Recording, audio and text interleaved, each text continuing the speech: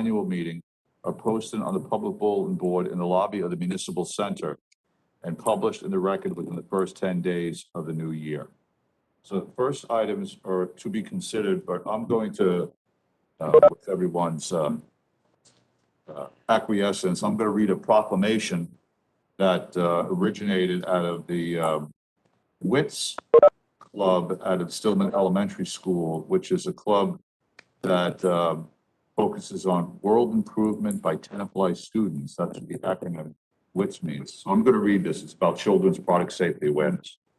Whereas Children Product Safety Awareness Month was proposed by the WITS Club and designated to create awareness that all products used by children, not just toys, must be thoroughly vetted for safety.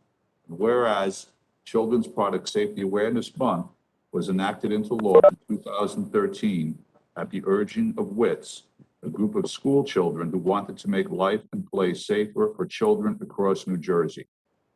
And whereas the WITS Club students, World Improvement by Tenafly students, are 3rd through 5th graders at Stillman Elementary School in Tenafly, an after-school club devoted to identifying problems in society and pushing for change to rectify those problems. And whereas in 2009, the member of WITS went to Trenton to see a bill on children's product safety passed. A year later, the club again went to Trenton and was compelled to make the law more apparent by designating November as Children's Product Safety Awareness Month. And whereas students spoke before members of the State Assembly in support of the initiative, Governor Chris Christie signed the bill into law on May 9, 2013. Still no follow-up action to support the law, so the students went to their senator, Assemblywoman, the Division of Consumer Affairs Committee, and Governor Chris Christie in October 2015. And whereas on November 2nd, 2015, Governor Christie responded to the WITS children and issued a proclamation making November Children's Product Safety Awareness Month in New Jersey. Whereas the Tenafly Mayor and Council urged Tenafly parents to be selective in their toys and children's products when choosing such items to bring into their homes as we approach the holiday season. Now therefore be it resolved that I, Mark Sinna, do hereby proclaim the month of November as Children's Product Safety Awareness Month in the borough of Tenafly. So let's hear it for the kids at Stillman School and their teachers. And Mrs. Hess, the nurse, who leads the charge. And Mayor, last year, some of the students came and they spoke to us about environmental issues, one of them being the plastic straw ban. Right. And New Jersey will be enacting that in 2022. Well, so that's interesting that that goes on and the Tenafly kids have an effect in Trenton. All right, so let's get started on the regular agenda to be considered. Andy will be joining us on the call via what are we doing here, Zoom or? Okay, soon. So I'm going to skip some of the to be considered to wait for Andy so we can get started. So Andy is going to give us information on the storm system infrastructure, open space discussion. Item number C here is the Jersey Flyers Aquatic Club proposal, which essentially this group sent this to the mayor and council for review. We've had Andy look at it, and we're really going to kind of punt this thing forward because there are serious engineering issues that need to be looked at before we can even get into a conversation about it. Unless anyone has any quick questions, we'll kind of deal with it that way. Next item is downtown dining, and Councilman Michaels, you had some commentary, please. Yeah, I know, as we do this, we always bring this to the council on when we put them up and when we put them down. I had a chance to speak with many of the, I think actually I hit all the businesses that have the barriers out there. So obviously, we'd like this as long as possible. It's really helping the businesses a lot. I know the snow's coming, and in partnership, most importantly, with Chief Chamberlain and with DPW Director Cassidy, what we kind of discussed was let's keep this until the Thanksgiving timeframe. It's usually the time when the snow starts to hit. If we come to Thanksgiving and it's 65 degrees out like it was today, then maybe we reassess. But for now, probably makes sense to remove them after the Thanksgiving break. So remove them after Thanksgiving, and then we'll all meet and talk again with the eye towards bringing them back in the Oh, school. absolutely. And it's actually interesting. I've been speaking to some of the businesses. They want to invest more and more and more. I would love, and one of the things that I'm sure this whole council will, or coming out of the downtown revitalization effort is, you know, how do we make it even more permanent and people invest in making it even nicer? I was speaking to one of the businesses and he wants to put even more money into making it great. So yeah, so cool stuff. So actually, I spoke with the new owner at Polly's Pizza, Mhm. and she has actually requested to have tables set up, and I'm not sure if that's possible, but maybe we'll run it by the chief. 'Cause she's the opposite side. No, I know, yeah, I know who they are. Yeah, I think, I personally, I wouldn't have them invest money for the next 2 weeks. Yeah. But certainly for the next season, absolutely would love that. Okay. Okay, thank you, Adam. Okay, 2021 best practices, Susan? Hi, everyone. Okay, Susan, so are you- each year, Hi, how you doing? Hi, Susan. good, good. Hi, everyone. So each year, the Division of Local Government Services mandates that each municipality. Hold on, we can't hear you. update- Hold on a second, Oh. Susan. Susan. Hold on. How do we make that louder? That's the loudest thing because I have it on session. All right, Susan, to the extent you can speak up more, okay? Okay, can you hear me now? Big on the screen. And speak No, slower. Okay, I'll speak slower. So each year, the Division of Local Government Services mandates that each municipality update their best practices inventory. And what that does is it assesses each municipality's compliance with various laws and evaluates the implementation of fiscal and operational best practices. So this year, the score had to be above 15 in order for us to have no state aid withheld. And I'm happy to report that we succeeded in that number, above that number. So therefore, no state withholding for aid will take place for our municipality. So I could does barely anybody have hear. any Can somebody questions? repeat some of this? Does anyone have any questions? Obviously, we have a sound issue. Yeah, did you have a question? I just can't hear. None of us could So really hear. Susan, Yes. can Yeah. can you, Did she dial in a computer? Julie? Can you hear have a me question? better now? Yeah, okay, it's very difficult to hear you, so we're probably gonna have to ask you to kind of reduce that report to writing to distribute to the council. Okay, so can you hear me Is now? it hearing better than the rest of us? This is through language, it's easy. Okay, go ahead. It's a Go ahead. generic checklist, right? So it's an annual checklist that there's a certain minimum score that each municipality has to exceed in order to not lose state aid. And so what Susan was saying is she's happy to report that we exceeded that minimum threshold number. Right. And there won't be any reduction in state aid. Wonderful. Now, thank you, Susan. Vanu, you have a question? Just a question about how much of state aid are we talking about? I think it's around 1.1 million. Say that number Like again. 1.1 million. Like 1.1 1.1 million. Around there, yeah. Any other questions from the council members? Serving checklist too. No. All right, Susan, thank you for that. I have Thank to say, you. Susan, is it possible for you to dial in? Because I have financial questions later in the resolutions. I am dialed in. That's the problem. I don't know.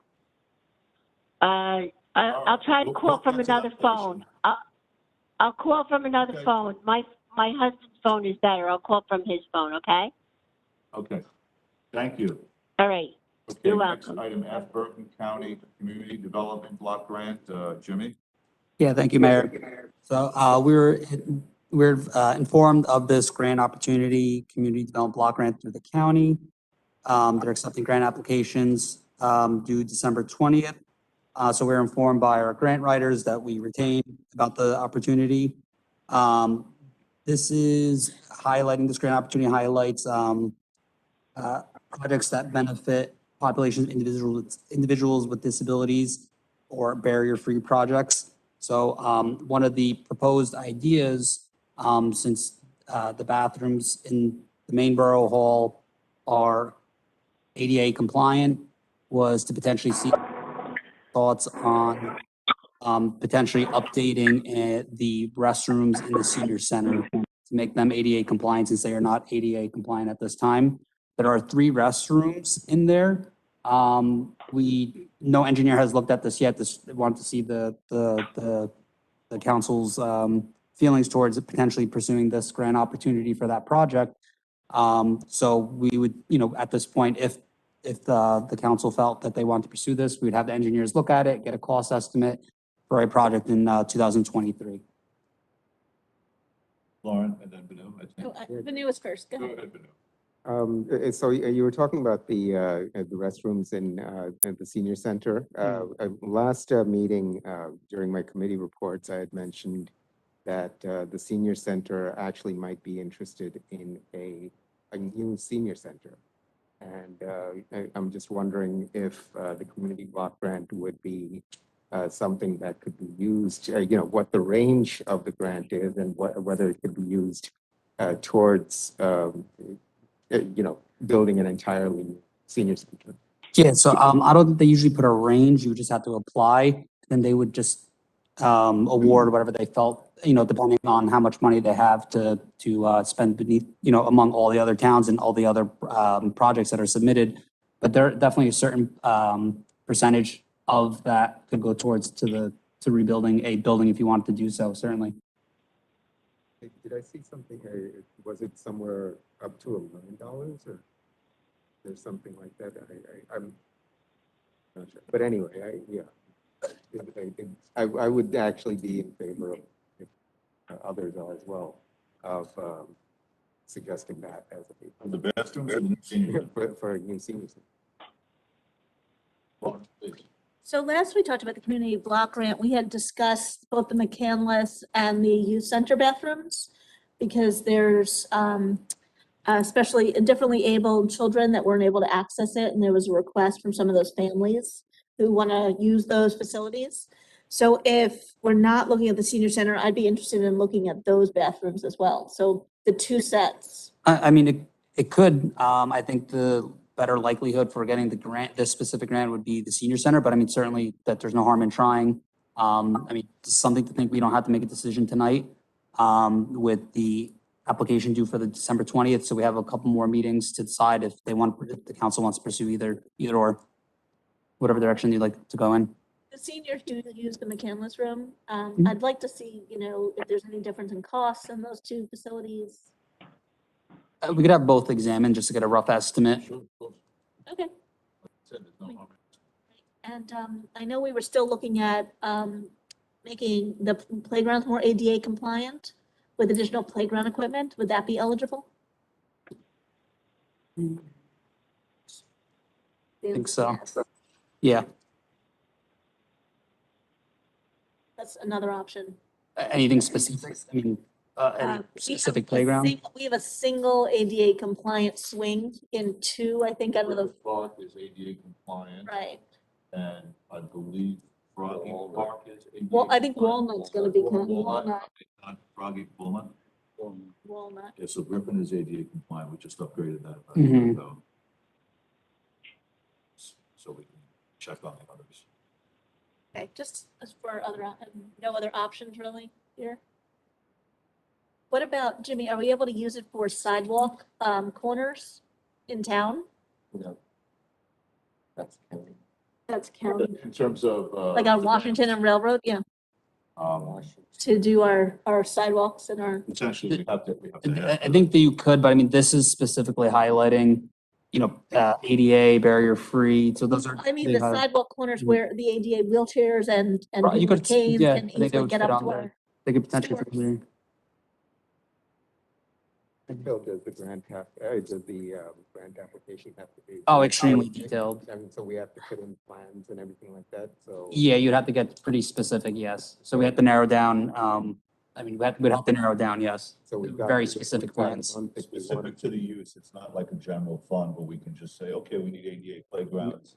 Right, but I'm saying if we're talking about something like a senior center, how specific would you have to be? Extremely. Yeah. Every detail, pretty much almost every detail, yeah.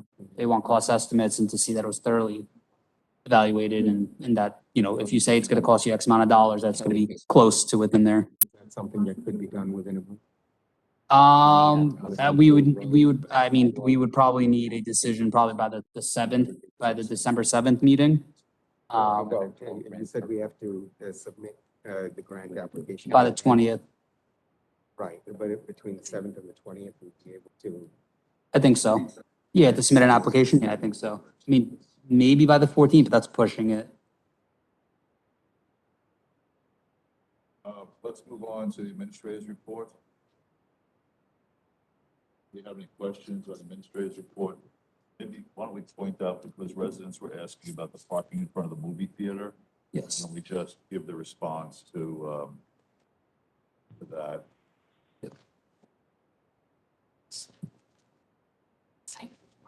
Yeah, so there was a question posed about the 2 parking spaces in front of the movie theater. After speaking with Chief Chamberlain on this, and their evaluation, there is a crosswalk constructed of paper blocks that's directly in front of the movie theater and requiring a 25-foot setback from the crosswalk. So that the way it's set up now, it provides for that 25-foot clearance and setback from the crosswalk. So those spaces would not be able to be converted at this time unless we do a major uphaul and reconstruction. But as of now, with the way it is, it provides for the legal minimum setback. Questions from council members? Yes, Lauren.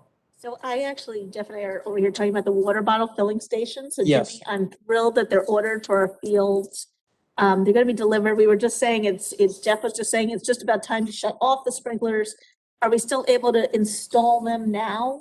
And then Yes. have them ready for our fields in come, April, May? Oh, no, absolutely. They're definitely gonna be at time, and if they're able to be installed, they will be. We actually received 1 of the 3, so I have to clarify that because with shipping and everything now and deliveries, we received partial. So, but we are instructing the plumber to do, even without the, equipment, to do any pre-work that he could be able to do. And then as they come along, just immediately, if he's able to, obviously depending on weather and the elements, to just go ahead. So we'll be pushing forward immediately to get them installed. So I'm gonna ask, as we enter into our budget, if we can continue on this project and look to get a quote for the next couple fields Sure. for water bottle fillers. And one other item I'd like to highlight, ahead. Mayor, just so they know there's questions about the railroad crossing, the CSX crossing near J Street. Just to provide a brief update, the CSX and New Jersey Department of Transportation have been advised and had inspected the crossings there. I did receive confirmation from a New Jersey DOT representative that they are putting the funding in place to repair that. Unfortunately, there's no timeline, even though he acknowledged that it's in bad shape and disrepair, that it needs to be immediately addressed. He can provide you with a timeline, but while that is, I'm following up with him to see a little bit more of a narrow timeline. We've engaged more conversations with our engineer, since now they work closely with the engineering company that works with CSX on the railroad crossings to see if the borough itself can fill in some of those potholes to make the crossings a little, safer and clear the hazards. So we're still waiting a response to that. If they give us the go-ahead, we're gonna run that immediately, before the weather gets a little harsher and salt and plowing makes it a little bit more difficult. And so we're hoping to get a positive response on that to do immediately. If our engineer says we're able to do so and we get the approvals to do so. So essentially, we've been waiting CSX to help out with this. Basically, because we are engineers, do it ourselves. Get it done. Crazy. Because they have no responsibility. Pardon me? Because they have no Well, responsibility for it? they do, but we want it done. Well, we don't want to wait for the bureaucracy to make it, happen. So we're working to make it happen behind the scenes without giving the borough any liability. We have our parking lots over there that we're paying, any of their spots that we're paying for? Yes, Do we do monthly or yearly? we pay an annual lease amount once a year. So that's paid. I was gonna say, hold it. So they clean up. That's a whole other situation. We don't want to conflate those two issues. Got it. And Mr. Graff mentioned 6 Railroad Ave, which, Yeah, so, yeah, that's under the correspondence. I can address it now if you'd like, or wait under the correspondence. Yes, this was a hazard brought to our attention. DPW has not been able to address it yet, but they will be addressing it. is it? It's the sidewalk? I've been Yeah, there. it's a sidewalk where a tree is with the roots uplifting the pavers a little bit. Right. So it is a minor hazard, it is a hazard. It's just with the DPW's availability with equipment and staffing to be able to go, because it is very labor intensive to remove the tree, grind the stump, remove all the bricks, and then resurface it. So they will be addressing it. And just to highlight too, just a big thank you to Joshua Kim, the Cub Scout, who did the work at the Churchill Preserve. He did a tremendous job. He worked extremely fast, and just thank you to him. I think Cubs, Eagle Scout, yeah, he's Eagle Scout now, or he will be. Yep. They really did reach out over at church. Yeah, they did a tremendous job, and then we're looking forward to the work by the other set of scouts at the dog park.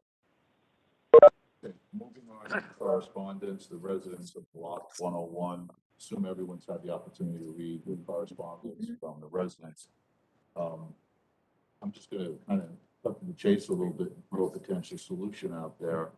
Obviously, they're having parking challenges, the residents, and maybe we should consider, as relief to those residents, looking at providing some residential only parking on particular streets in front of the residential houses only on that street. So the residents have an opportunity to park their cars and move their cars without interference from the kind of the retail and business customers on the other side of the block. I'm okay with that. You're okay? I'd with- like to give them some relief. I think this is a busy street. It's a pass-through street. So we have a system where it's residential only parking for people who, obviously we have to put a plan together to bring back to the council for recommendations. But essentially, identifying residential areas that are having challenges for the residents to park in, then designated spots for residents only. Yes, yeah. So just because I've been in areas that have this, I assume there will be some sort of a placard that they could move when they have guests and give to their guests. Correct. There would have to be a system in place that was workable for the residents. Anyone have any issues with that or comments or suggestions? Go ahead, Lauren. It's also clear from the letter and from the discussion that there needs to be enforcement. I guess we have the 2-hour, no one's getting ticketed over there, so maybe Right, so. we just start our enforcement a little stronger. Yeah, so enforcement's been underway, but enforcement isn't really the long-term solution. Oh, I because- agree. Right? Because if we make it no parking, then the residents can't park there. If we have limited, several hour parking, then other than the residents can park there. So it becomes a quandary. The only solution really is to identify some spaces for the residents.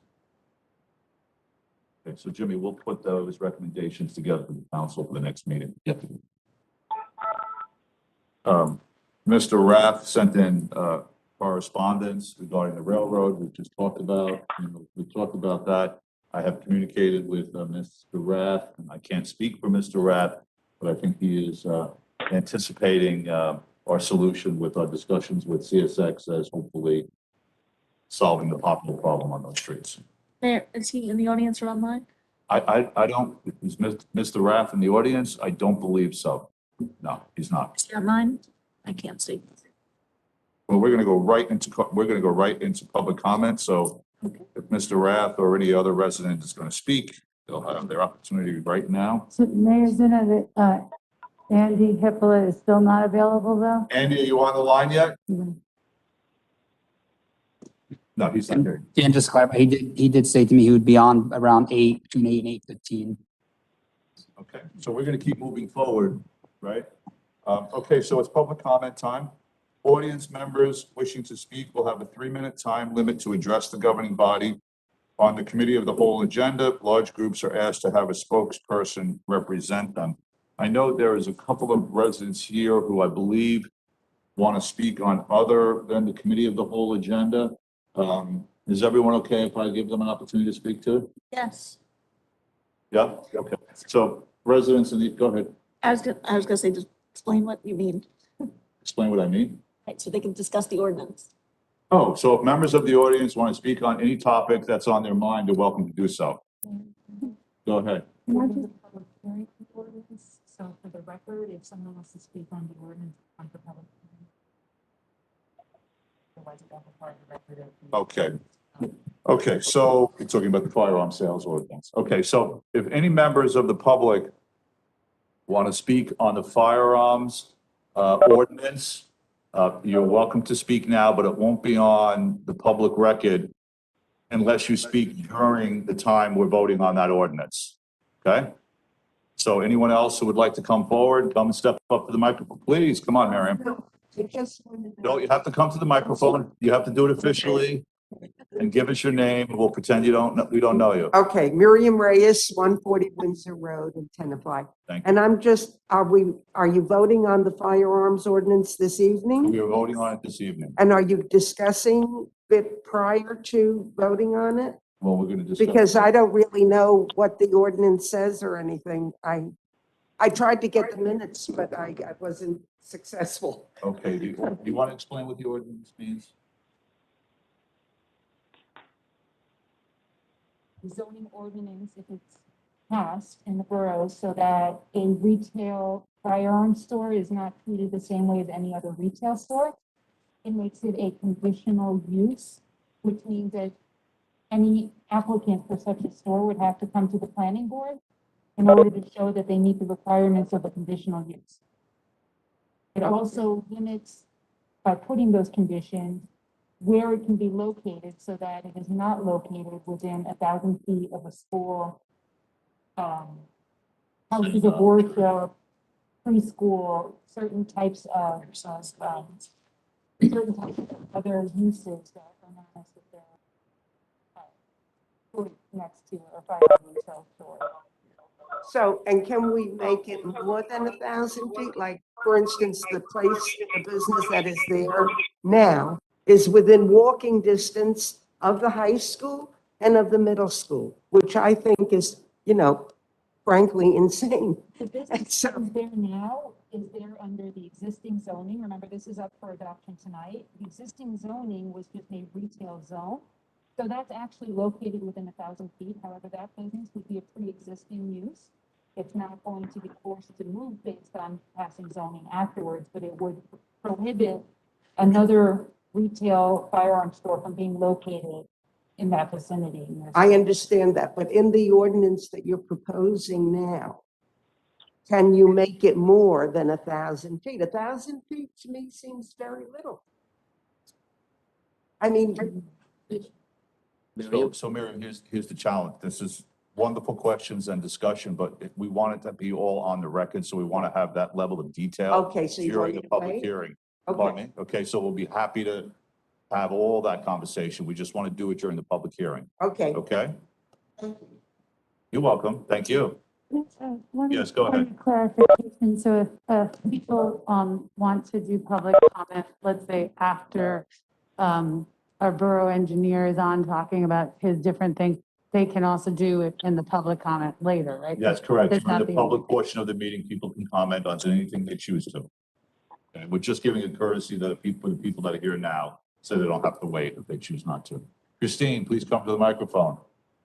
Christine Evra, 39 Leroy Street. Just a procedural question. We used to give the administrator's report verbally, and I understand for the purposes of time, you might want to just look at a written report. But for the public, could you issue that written report to the public? I don't see any problem with that. Is there any issue with that, Omar or Wendy? No, we can certainly do that. What we're talking about. Fair enough. That's a good, no, we're very open-minded and happy to change. So Omar, let's make that a matter of course going forward, okay? Well,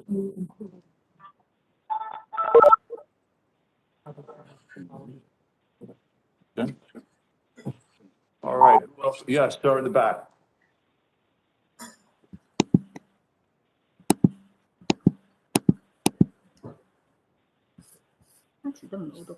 Bob Asahine, 32 Stony Brook Road. You said the current ordinance won't move the gun store that's there now. Is there anything you can do to move that gun store further away from the school? So we're in the midst of working on and working with the owners of the store to move it to a different location. By that statement, I'm not making any promises to anyone. And we're working on several different aspects of that to accomplish that goal. Anyone else like to speak? Sir, please come to the microphone and please state your name and your street address, please. Yes, thank you for the opportunity to speak. My name is Jonathan Willinger. I live at 65 Mayflower, directly behind 134 Churchill. The house and property is being developed at 134 Churchill. The house itself appears to be substantially complete. My attorney, Nicholas Sekas, and my engineering firm, Costa Engineering, have asked to see drainage and soil studies called for by the initial plans for the development of 134 Churchill. These plans do not seem to exist, even though the house appears to be substantially complete and even though permits were issued. I do not feel, as a 30-year citizen of Tenafly, that I have been treated fairly. The area in question has very serious water issues due to underground conditions, which include rock and possibly a stream. I have seen the current foundation flooded. I have drone footage to prove that. Unfortunately, 15 years ago, the current house located next to 134 Churchill, above it in the direction of Englewood Cliffs, was under construction, and my property and family were not protected by this town at that time. After construction, my property experienced massive flooding. My driveway and backyard were covered with dirt after every storm. In fact, a huge and very old tree crashed down on my garage, feet from my bedroom, due to the loosening of the soil. And the soil is still loose. The first 15 years here, there was no problem. After that house was rebuilt and the property was changed significantly without adequate draining, there were continual problems, which after a couple $100,000 of my expense and unfortunately having to bring a lawsuit against that property, and they put in drainage after the fact, but it was not sufficient. And it's just been a continual problem. I don't want a repeat of this situation. So I have hired this team of attorneys and civil engineers to head off the situation. Unfortunately, our civil engineer has gone to the building department 3 times, has not received anything relating to soil and drainage. Our lawyer has tried to contact as I have tried to contact Mr. Hippolyte. Number of times, we get no answer. When I talk to the building department, they say everything's fine, but then we send someone there and the studies are not there. It's a very serious problem. I don't want to go through a replay. I do not want to have to bring legal action again. And I also want to add one other thing, that in that property above the 134, they were supposed to leave a section of the bottom of the back of the property that's contiguous to my house with trees and, not put lawn and so on it and have a barrier. They did not do that. The town apparently didn't stop them. They didn't even follow their own plan. Now, the original plan that was approved going back to 134, called for soil and drainage studies. It has not been done. We don't know why. Nobody talks to us. No one answers. We've sent letters also to the developer. They haven't answered either. So we want to know, what can be done. I do not want to start litigation, but I don't know what else to do at this point. Would you be comfortable giving your cell number to the borough clerk Sure. so I can communicate with you and Yes, once I please speak do. to the I team very here? much appreciate that. So let's be nice to have someone communicating with us. 201. You can give it to him. You don't want to pull it down now. You don't want to put it on the record. He'll take it down from you. You can just write it down. This way it's not publicly broadcast. And then I will Anyway, reach let me out to just you. put the closing. So thank you for your consideration. I trust that I will not have to continue to attend these meetings, seek other answers. I further request that until such information is provided to the building department and your borough engineer, that you halt construction by this developer who is not communicating with anyone. And no one else. Okay, thank you. Please, the council and I will find out what's going on. Thank you for your time.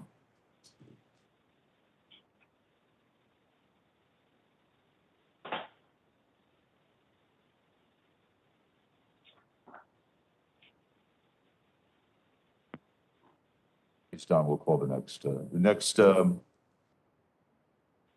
thank you, sir. Would anyone else from the audience physically here like to speak? Please just raise your hand or come up to the microphone. Okay, any member of the public dialing in would like to speak, please communicate or raise your hand. Omar, do you see anyone? I first seen Miss Robin Pierce raise her hand first. Robin Pierce? Robin, you're up, Robin. You have to unmute yourself. All right, can you guys hear me? Yes, we can. You can hear us? You can hear me? Yes, I can. Okay. Robin Pierce, 42 Norman Place. With all of the new construction that is happening on Norman Place, and with the rains we've been getting, there is more and more flooding on the street. And as the street comes down to Pryor, there are 3 drainages, and they're not handling all the water.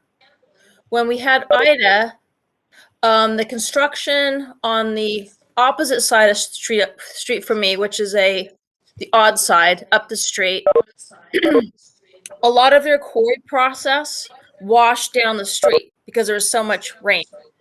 But I had, even though my house and my neighbor's house, our driveways go slightly down. And even when they repaved the street and they left a thicker lip on my driveway, that is not enough to prevent a lot of water from the Norman Place above me from 42. And then also going down the street is pitched, so the water comes towards Pryor. And then Pryor is pitched, so it comes towards Norman Place.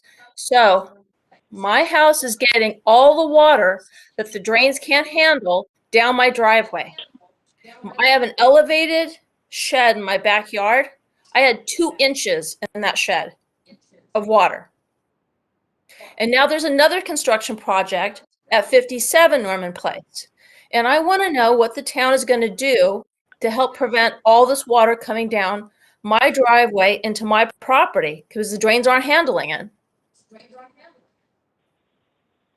Well, thanks, Robin, for that. First thing we're doing, and the engineer is actually going to be here tonight, we're reviewing our storm sewer systems because they're designed for a particular level of storms, 25-year storms in most places in town. And clearly, we all know we're getting, 100-year storms at a very quick interval here. So we're looking at the storm drain system. We're looking at ways of keeping them cleared out. And we're really, starting on that process. We have in the past upgraded storm drain systems around town, and we're looking at the potential of doing that in other select areas. So that basically is the first step in addressing some of the storm drain problems. Well, I believe those drains, I've lived in my house since 2003. And I believe all those drains existed when we moved here.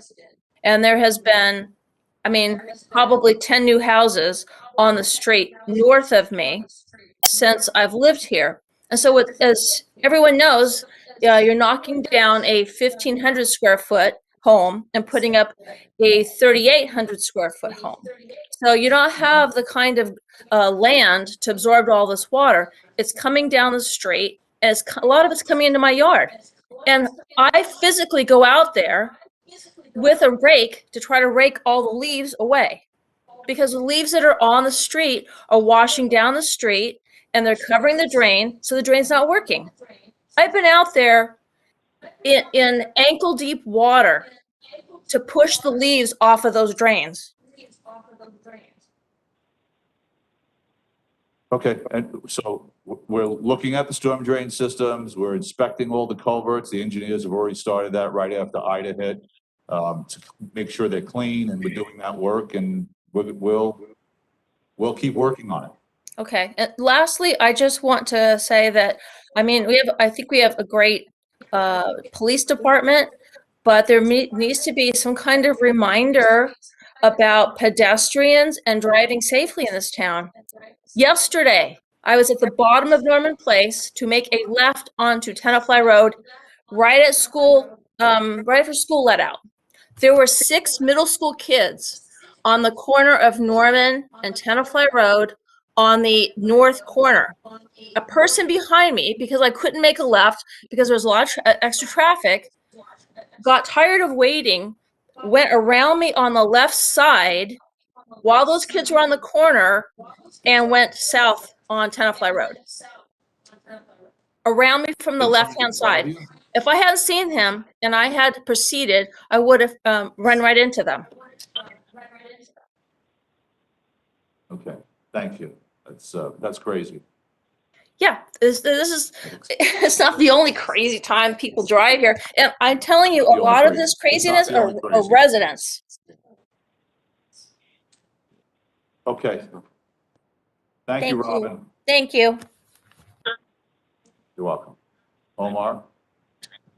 See Max Bash, his hand is raised. Sorry, Omar? Max Bash. Max Bash, how you doing, Max? How you doing? Can you hear me? You have? Yes, so state your name and your address, please. We can't hear you now. Max, you're muted. Can you hear me now, Mark? Now we can hear you. Okay, thank you so much. First of all, I want to tell you guys, you did a very good job, and I hope that we can solve the problem with the gun store in a positive way as soon as possible. And I'm glad that you're taking all the steps that are necessary through specific positions and orders and trying to move it. I think that that's the right thing. The other part that I want to address is the Tenafly Swim Club. And I know there are some proposals over there to do 3 studies. One of them is for a community center. I don't know how this community center comes up all the time. It was voted down a few times, but it seems that it has a life of its own. It comes up all the time. I have no idea who's pushing it and why is it get, but here's the problem with that proposition. In order to do that, in order to get a new study, and that's going to be a very expensive study for a community center, we have to have the money to create that center. And I don't think that we have that funds. So doing the study on a building that nobody wants, adding more additional people, and not having funds for, in my mind, will be kind of a waste of funds. We cannot use open space funds to build buildings. So that's an area that cannot be attached. And I would very strongly advise that probably we should look at the other 2 alternatives, the one that is passive, active, and passive, and not waste money on the center that was so many times voted down, but it has a life of its own. And thank you so much for giving me this opportunity. Thank you, Max. Could you just please state your address for the record? I stated 148 Magnolia Avenue. Okay, thank you, Max. Thank you. Next resident, Rachel D. Simone. Rachel? Hi, this is Rachel. Say Can you Rachel. hear me? Yes. Okay, great. Yes, My Rachel, name could is, you just state your name and your address, please? sure. My name is Rachel DeSoma, and I've lived at 33 Chestnut Street for 21 years. Okay. Great. Thank you for the opportunity to speak.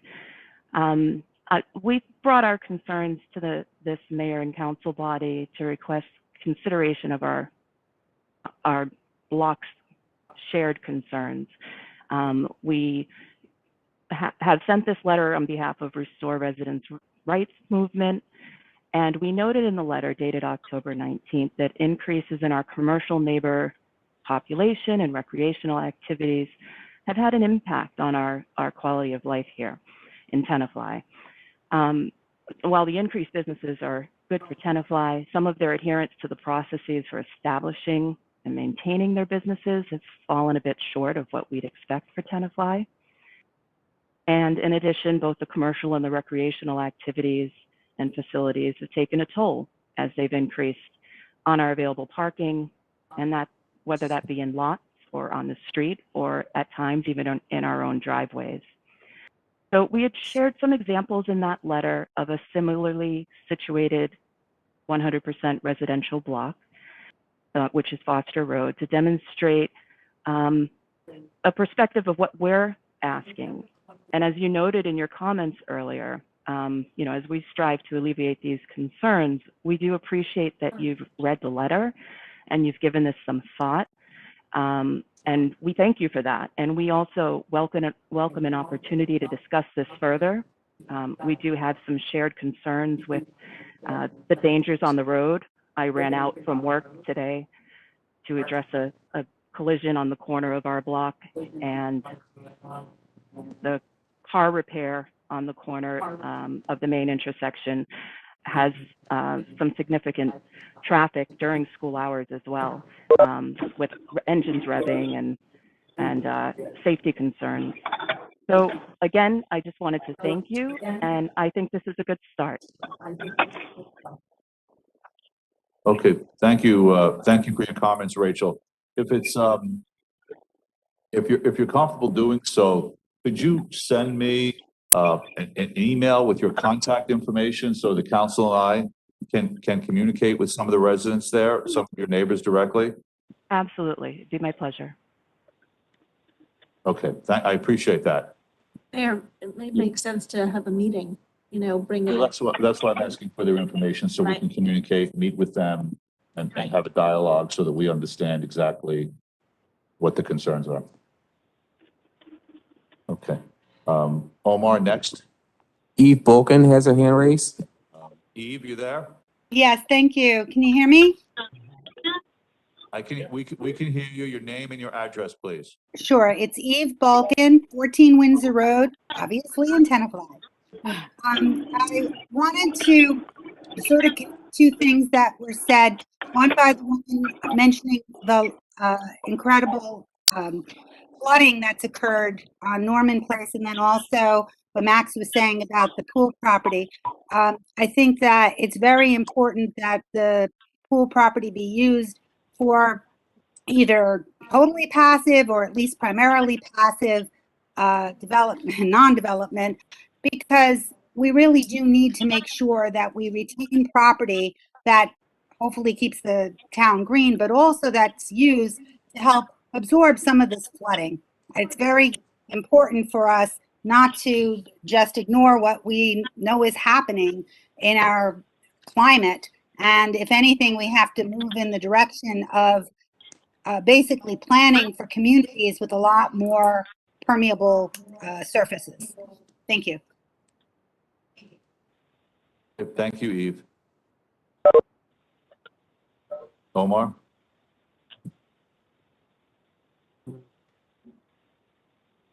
I see no other hands, Mayor. No other hands? It's interesting. It's interesting how water is becoming a very rapid, and just so the public knows, one of the things we're looking at, the state, of course, has a Green Acres program to go out and purchase, land for conservancy purposes.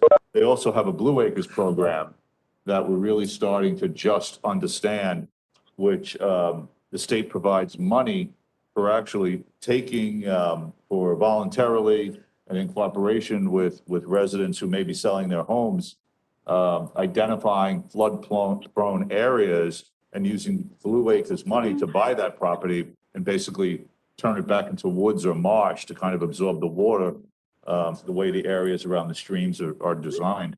But we're just learning about that, so we recognize the water challenges we're facing, and we're doing our homework. So thank you for your comments, everyone. Okay. Is Andy Hippolyte on the line now?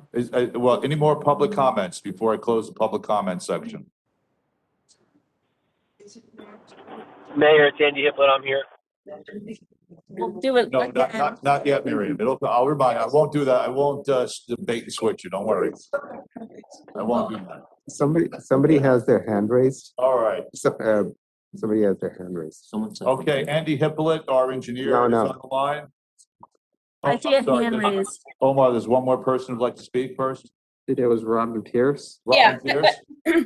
I just wanted to add something, Mayor Zinna. And that is that it's not a surprise that a lot of this is happening. I mean, we are having heavier rains than we did, 10 years ago. However, the town continues to allow large properties to be built. So you're displacing the land. And so the water's got to go somewhere. And one other thing, I did catch the end of the Board of Adjustment meeting. Was it last week? But I didn't speak because I know 57 Norman is getting knocked down, and they're going to build a 3,800 square foot home on that property. But I feel what something is not considered is the impact on the residents that are already living on the street when a new construction is built.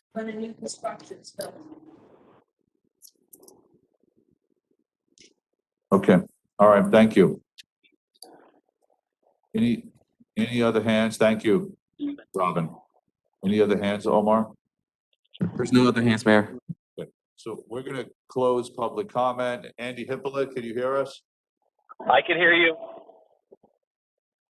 Okay, so I we're can hear coming you, back to, engineering topics, and the first is the stormwater system infrastructure. You're gonna talk about a little bit? Yes, you want me just to jump in and discuss it, or you want to ask me questions? Yeah, go ahead, jump in, please. So I did hear some of the comments from the residents, and obviously since Hurricane Ida, which was literally 11 inches of rain in about 8 hours, and then we had the other storm that followed it, which is about 5 inches of rain. There's a lot of questions of whether the stormwater infrastructure we have can handle these types of storms, or they can't. What I will tell you is that stormwater systems and municipalities in New Jersey as a whole were designed years ago to handle a 25-year storm or less. The storms that you saw from Ida and the storm that was subsequent after it, the 5-inch storm, those storms were well over 100-year storms, or the 5-incher is at least a 100-year storm. And the systems that we have are never designed to handle that. The future new development going forward falls under both Tenafly's and the DEP stormwater standards. So when something new is built, it's made to not release any more water than was previously released from that site before. So there always is an optic that we build and we're creating more runoff, but we're necessarily not. Each of these sites have their own on-site stormwater management system that detains the water for that site in excess of what it would have released before the development took place. Undertaking the over Peck Creek, the Tennakill, if you were to go and improve those brooks, which you can, they're major undertakings which involve major DEP permits, if not individual permits. It involves upgrading your storm sewer infrastructure that leads into it and leads out of it. And then also where it leaves town needs to be potentially upgraded, because we send a lot of our water towards Englewood and the Teaneck side, and that would take upgrades to all that. So can it be upgraded to handle these larger storms? It could. Is there a large cost to do it? It's more than millions of dollars, if not more. And what I would say is, a lot of towns since these storms is looking at planning and doing what we call like a stormwater master plan, somewhat like you do for your development. You can start proposing or planning for a stormwater master plan to start dealing with it year by year. And every time you have improvements, whether it be private development, commercial development, or municipal improvements, you can start upgrading your system to better handle these storms. Will it handle Hurricane Ida? Probably not. It's just too big of a storm. But smaller storm events, it definitely could. That's the short discussion on it. So you're suggesting that we really need to sit down and put a whole plan together for this going forward. Correct. Just That would very implement similar year by to. year. Correct. It's similar to Tenafly has a pavement management plan for 10 years. You could develop the same Right. type of plan for your stormwater management system. That's something we're gonna need to. Andy, I have a Okay, go ahead, question. Lauren, please. In 2019, New Jersey passed the stormwater tax bill, allowing municipalities to start doing these kind of master plans and collecting, AKA rain taxes. Have you seen other municipalities institute this? And if so, what have been the results? I have none of the municipalities that we handle in New Jersey, and that's a lot. It's over 100, has implemented what we call a stormwater tax. Other states, I believe there's 14 states that have actually done it. From an engineering perspective, because I don't want to get in the politics side of it, but from an engineering perspective, if you had a stormwater tax and you collected money based on runoff from properties, you're going to start developing money similar to a tree fund, and you have a tree fund. And then once you develop that money can be used to implement improvements in your stormwater system, whether it be dredging or cleaning the Overpet Creek or the Tennakill, or adding larger pipes that run into it, or repairing a bridge or an impediment. That money can be used for that. That's the purpose of a stormwater tax. The issue that we've seen in New Jersey so far, I'm a floodplain manager, through the Floodplain Managers Associations, is people in towns that have somewhat tried to do this get a negative response because people go, we're already being taxed enough. Now you're going to tax us for our rainwater. So a lot of towns have backed off it, and nothing's really happened in New Jersey in the last 2 years. I do believe COVID had an impact on that because nobody's focused on it. But now after Hurricane Ida, there are many municipalities now discussing stormwater master planning and stormwater, like a rain tax, they call it. So just to follow up, the amount of money that we would need to spend to actually deal with some of this stormwater and the damage and the cleanup, does the tax, would it even, make a dent in that, or are we just, far off from obviously what we've seen after Ida, just significant financial issues? So and I don't want to put a devaluing of your Hurricane Ida issues, but your stormwater, if you want to upgrade your stormwater system, just cleaning out the Tennakill and the Overpet Creek would be tens of millions of dollars. It's a huge number. If you started upgrading pipes that led to it to take storms bigger than a 25-year storm, that's tens of millions of more dollars. So your Hurricane Ida expenses, though they are large for a community of Tenafly size, it was a very small amount. It's in the range of a few $1 million. Not saying you shouldn't plan for your stormwater master plan or make upgrades to your creeks and rivers, but you have to, if you're going to do that, it's like a master plan. You'll need an objective and say, we're going to plan for 100-year storms, we're going to plan for 50-year storms, or we're going to plan for 25-year storms. There needs to be a methodology behind it, and then you could apply it. And if you wanted to do a stormwater tax, you could then collect money towards it and come up with what that tax per resident per impervious space is. There's a lot of different formulas that different towns use in other states. New Jersey hasn't done it, but other states have used the amount of square footage of impervious on your site times a cent or a millicent or whatever. I mean, I'm not But necessarily advocating for this. I wanted to see how it played out somewhere else. That there's plenty of states. There's 14 states that do it, that use the money and use it well.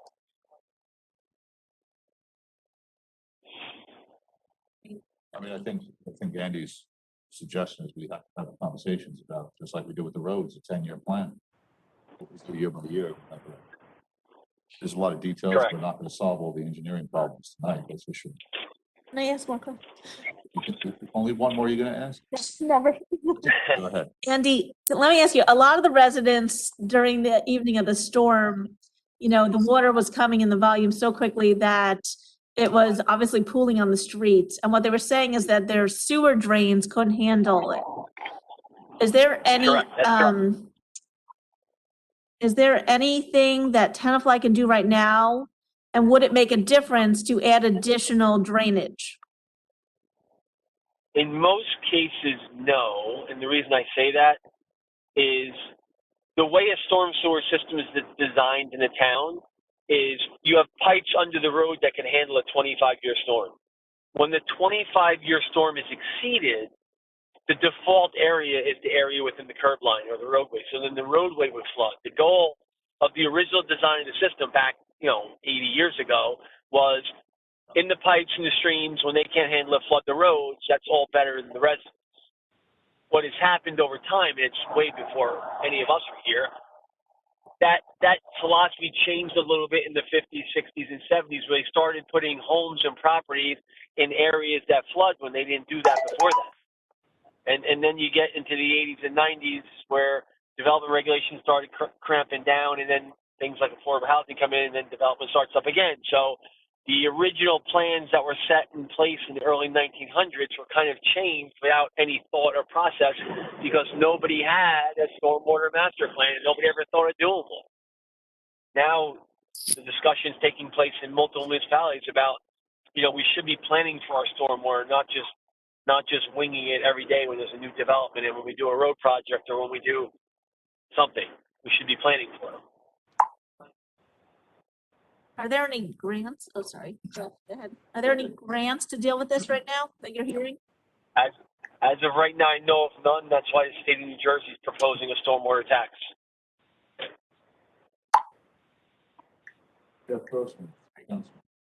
Hey, Andy, thank you for being here. You're welcome. So, look, to the question that Robin Pierce asked before, we have a lot of development going. And I know that the standard in Tenafly has been, I think the engineering standard has been, well, put in a seepage pit on new construction, which I know is originally used when you have septic systems. But I guess the question is, can we look into anything more? Not for a storm like Ida. You can't do anything really, I think, for that. But for the more moderate storms, is there anything we should be looking at or can look at for retention of water on properties so it's not flowing on to neighbors? And as we could continue to cover properties more and more to try and absorb the water in a better way, short of, we talked about trees, we take down trees, which hurts. That's the question. Is there anything else, and you don't need to answer that right now, but going forward that we should be looking at for better water retention, especially in new development?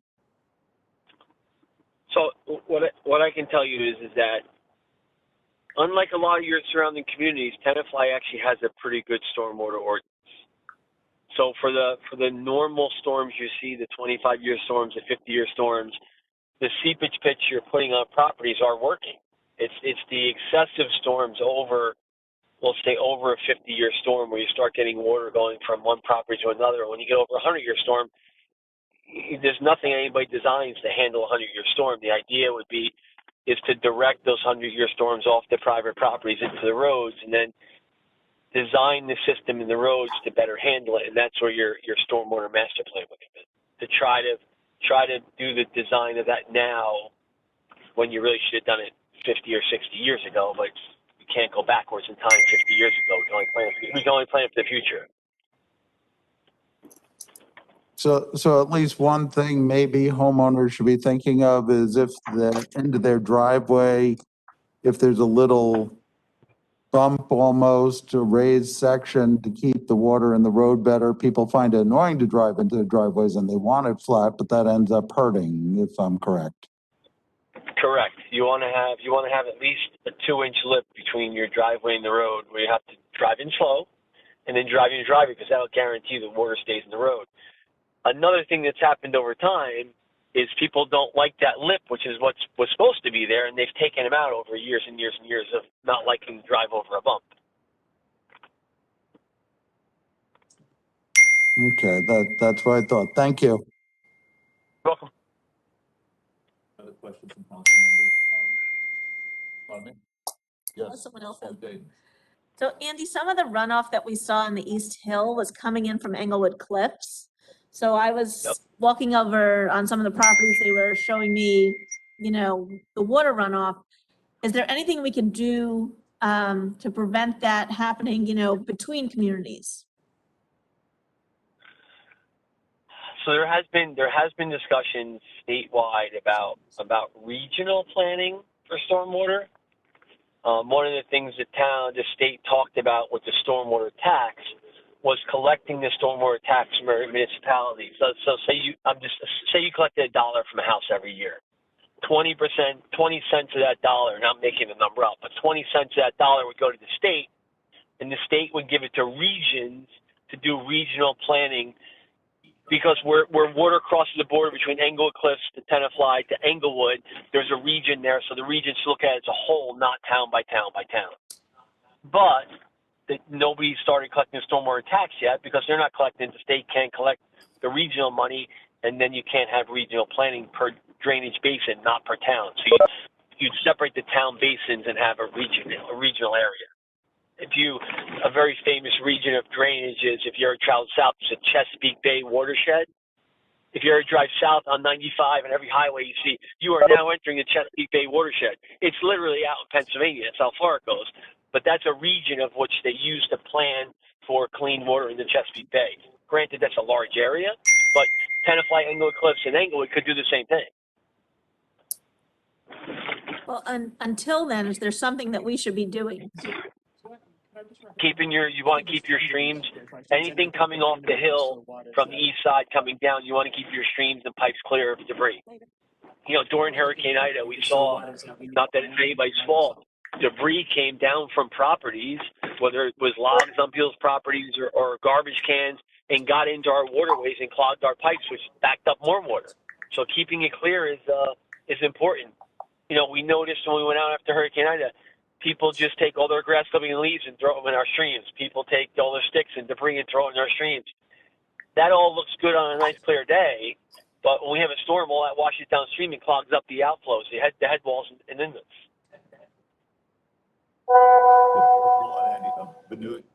Yeah, hi, Andy. I think someone has their sound on their phone. If you could just lower that, please, would be appreciated. Go ahead, Vanessa. It's on the screen. Oh, it's on the screen. Yeah. Andy, you know, I think maybe if I'm not mistaken, sinkholes are created because of the erosion of underground water, you know, and some of the effects of what's happening with the rainwater. The question I have is specifically with Grove Street, where you know there's a sinkhole there. Or there was, we tried to patch up a sinkhole. We had to work on it a second time. And now as I'm driving down Grove Street again, I feel that the road is starting to waver. Again, it's becoming very uneven. Is that something that we're going to have to look into again, a third time or a fourth time? So Grove is a different topic. Grove is sanitary sewer.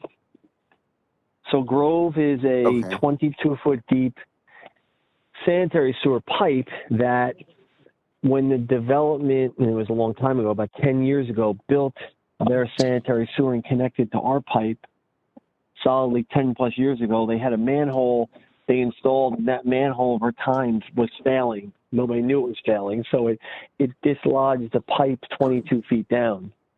That dislodging of the pipe caused sewage to leak in there over a period of many years, which created like a quicksand event. And that quicksand event has compromised the soil down there. So when you dig 22 feet deep, then you have utilities, gas, water, sewer, that are there, it takes time for that to settle out. There's nothing you do. You can only compact it so much. So the settlement you're seeing is normal to that kind of project. That's not a stormwater issue. Okay, but is it true that, there could be an increase over time in sinkholes because of water, erosion caused by water? You don't have, so Tenafly is not a limestone area, or they call it karst. You don't have that. You're a granite and sandy clay soil. So getting sinkholes from stormwater problems is not typical in a community like Tenafly, unless you have a pipe where a pipe is dislodged and it's taking soil away. All right, so Andy, how about you and Jimmy, get together and have a conversation about what it takes to put together a stormwater improvement plan over a particular period of time.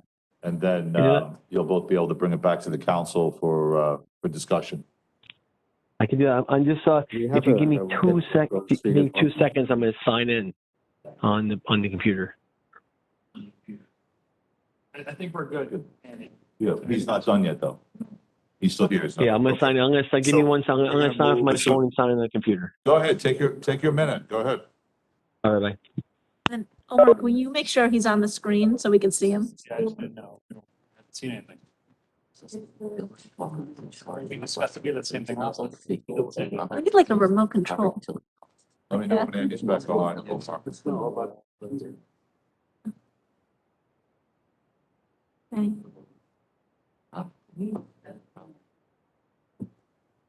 Let us know when you're back on, Andy. We discussed the stormwater management tax back in 2019 because I attended a bunch of seminars. You were here.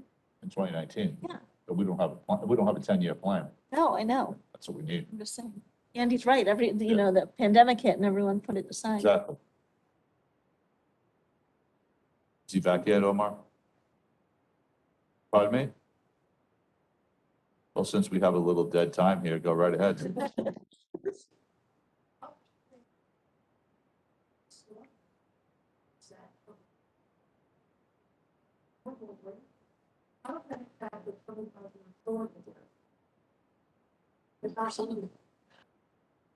Right. That's what the engineer's talking about.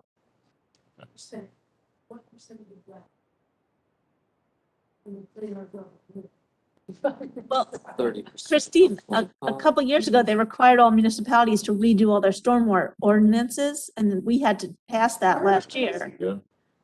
So that's way we can actually deal with those higher volume of water coming in.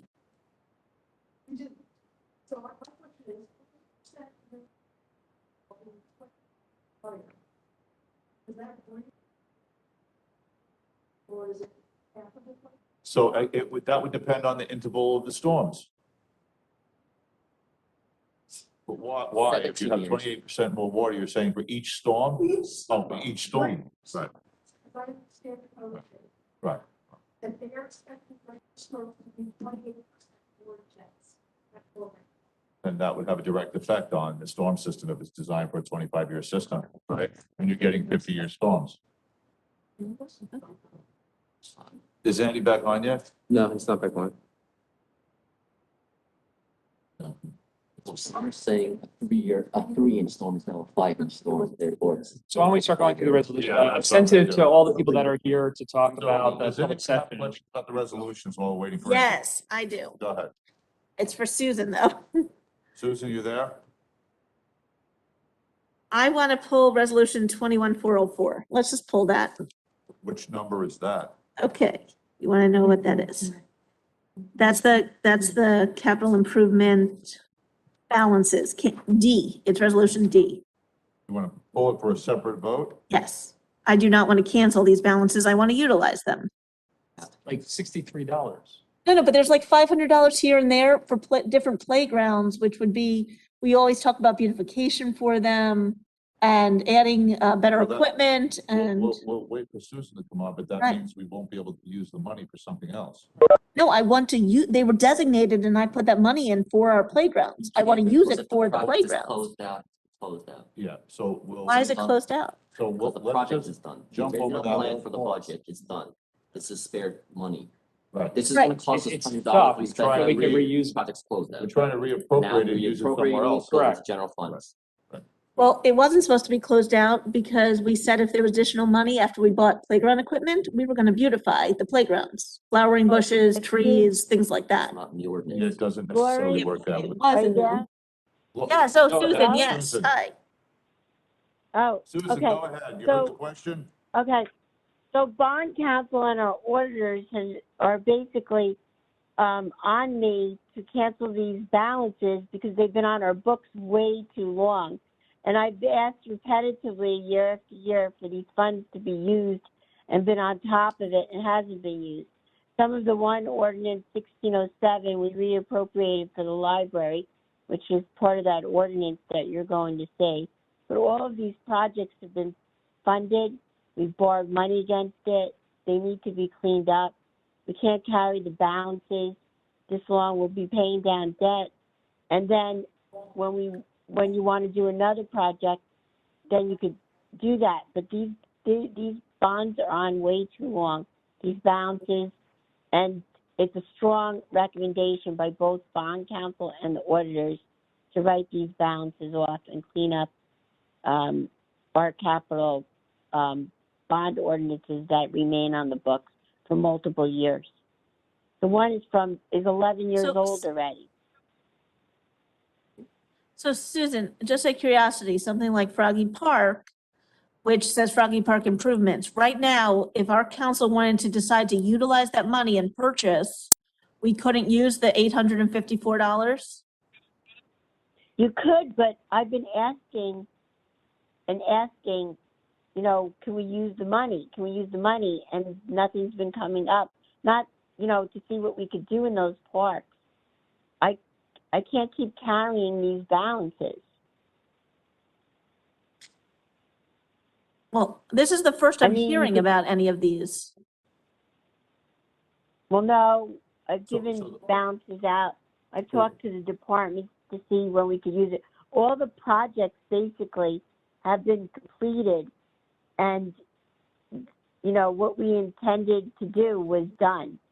This is just the leftover funds that are in each ordinance. We'll just vote separately on it, okay? That's the other question, though. Was it done or was it not completed is what I'm saying. All these projects, I mean, Susan, correct me if I'm It wrong, says these are it. excess balances after a project's been completed. right, the remaining balances, they're dedicated to projects that have been completed. It's in the ordinance. And then we had some money left, and we took some of that money and we reappropriated to supplement the library facade, which is in an ordinance tonight. And now we'll only have maybe one ordinance or two prior to 17, and we'll have unfunded bonds from 17 to 21, which we'll bond for next year. And these will all be canceled and done. Go ahead, Susan, Lauren. what is the your question? $68,000 multi-purpose one? All those projects are done. That was a multi-purpose Said it's being ordinance from reappropriated to the 2016. library. I understand. I don't want it being reappropriated. I want to use Well, it no, for no. Froggy Park improvement, That- Davis Johnson Park improvement. Okay, wait. There was 116,000 left in that ordinance. We reappropriated 48,000 or 50,000 Okay, to all right, that Susan, ordinance, 48,000, and this balance is being Susan, we've canceled. resolved the issue. We've resolved it. Okay, we're gonna What go is back. Keep it in. Andy, Wait, yes, I had we're enough. gonna come back to it. We're gonna go back because Andy's back now. Andy's back. I'm Okay. here. Well, that- Andy. Okay. Okay, so let's continue on with the next item, Andy, the open space discussion. You gave us a 2-page letter just to summarize real quickly. Obviously, we're not making any decisions in this discussion. This is for our information. Correct. Does anyone have any questions about this? Go ahead, Andy. I was gonna say, the idea behind the memo was to basically put you into one of three modes, which is, very active, which is some type of building on the site, really active use, The second was kind of part active, part passive, and the third one was really all passive, where you turn it back to mostly open space with natural trails and walking paths and gardens. Okay, so that's Thank you, Andy. information for a future conversation. Councilman O'Connor, go ahead. Yeah, hi, Andy. So on, it seems like there is interest in, let's say, category 2 with the mixture of active and passive. In that explanation, you said examples of active recreation could be the dog park, children's play area, a small building for bathrooms, a sports court, and examples of passive recreation are wood chip walking paths, butterfly garden or other type of gardens, art exhibit area, wildlife viewing area. We've heard today from people calling in about, there are a lot of concerns about floods. Like, you know, like things like tree planting, things like that, right?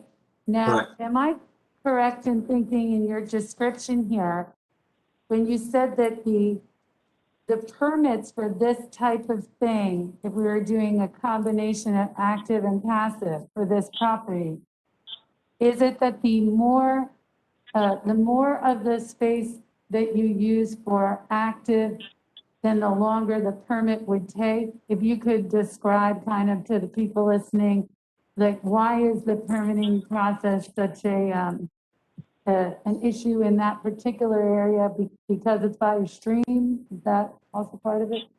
I can. So the Tenafly pool site, if you remember, we were commissioned to do a constraint study. And basically the property is surrounded, the tennis court's on one side, and then there's wetlands that go up both sides. So the property is surrounded by a number of different constraints. There's flood hazard area on the property, there's wetlands on the property, there's wetlands buffers on the property, and there's riparian buffers on the property, which is distance from top of stream. All those encompass you into being encumbered by DEP regulations. Where the existing pools are and the building are, those areas would be existing impervious areas. So those areas could be built more actively. If you stayed within them, you may or may not need permits. But when you go outside those areas with any active, which would potentially be impervious areas, you're going to need DEP permits, and those DEP permits can take some time to get because the DEP doesn't want you to build active type stuff in constrained areas.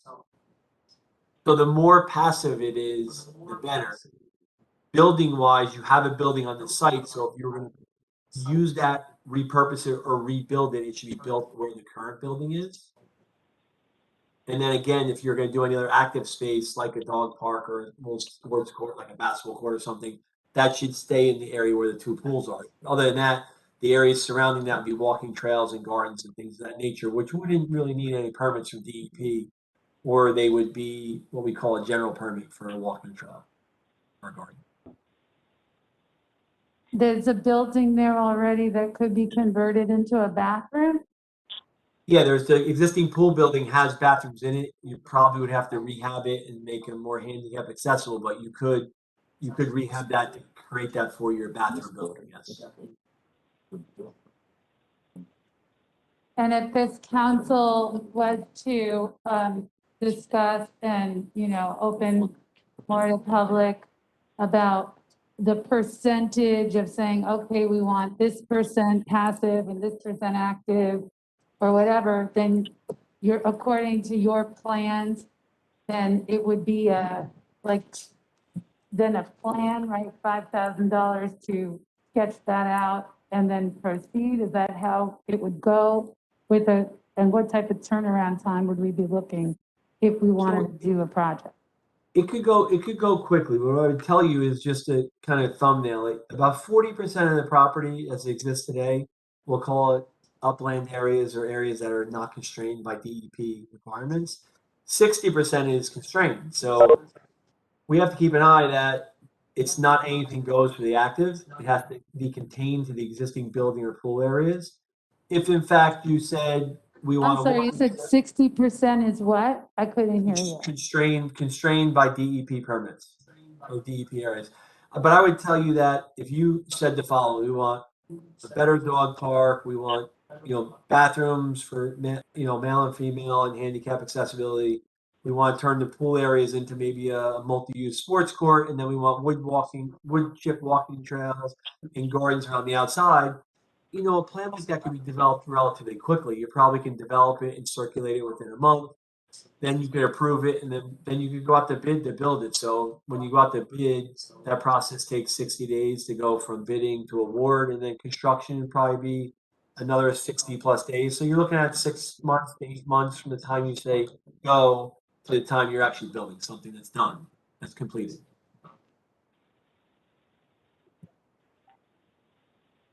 Thank you.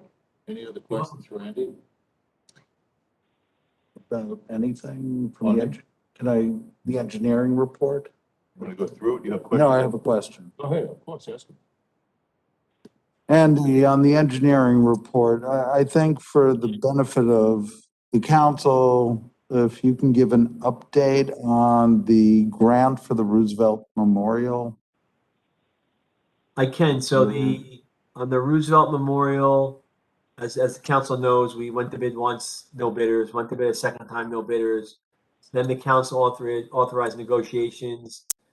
We struggled to find contractors. The Historic Preservation Committee found the contractor who I think they've settled in on that can actually do the job now. We had gotten some other prices from some other contractors, but I think Karen and her group has found the contractor and they're making a recommendation to move forward with their contractor to do the work. Though I think the work is now going to be done modified. Some of the original design by the lighting designer that the Historic Preservation Committee had, that work was just too onerous and too expensive, so they're modifying it down to something that's more reasonable that contractors wanted to do the work. It all centered around drilling holes and cutting into the existing historic stone. That was the problem. So do we need the extension time from the county, or is the county not granting an extension? Where do we stand on that part of the grant? Because work has to be completed and submitted, right? Right. So I think what's happening now between the Historic Preservation Committee and us and the county is saying, well, part of the work was done because the stone work was actually done. So the project is actually ongoing. We're working with the county to decide whether they want to give us an extension or give us a new grant. I don't have that answer yet. I know Karen is involved in that. I don't have that answer yet. You'll have, I'm pretty confident that the Historic Preservation has outlined for the county what the delay has been, and the county is understanding of that. All right, thank you. You're welcome. Super quick on I think you said we're not going to talk about the Jersey Flyer opportunity or whatever that was shared with us. This is the pool. Club. You have a question for Andy on it, go ahead. But no, it's not a question. It's just, again, while I was supportive of filling the pool with the stones, and again, the first I read it and I only understand probably half of it, there's so many questions, but it doesn't make sense to, if they're going to take it over, I don't know how quickly we could turn that around. We could save 80 grand by not filling the pool with stones if they're going to use that pool to. Right. Andy, we're talking about the company that sent us that proposal to use the pool and cover it. Yeah, I don't, the pools that exist there right now are not reusable. If somebody was going to take over that site, specifically a private entity, they would have to remove those pools and install pools that met the current handicap accessibility requirements for dual access and like a zero water restriction entrance. So they have to demo those pools, take them out. The pools themselves are not in good shape anyway, so you can reuse them. So you have to demo them, and then my understanding is they want to put a building up on that site of the pools, which I don't think they could ever get a permit to do. I don't think DEP would ever give them a permit for that.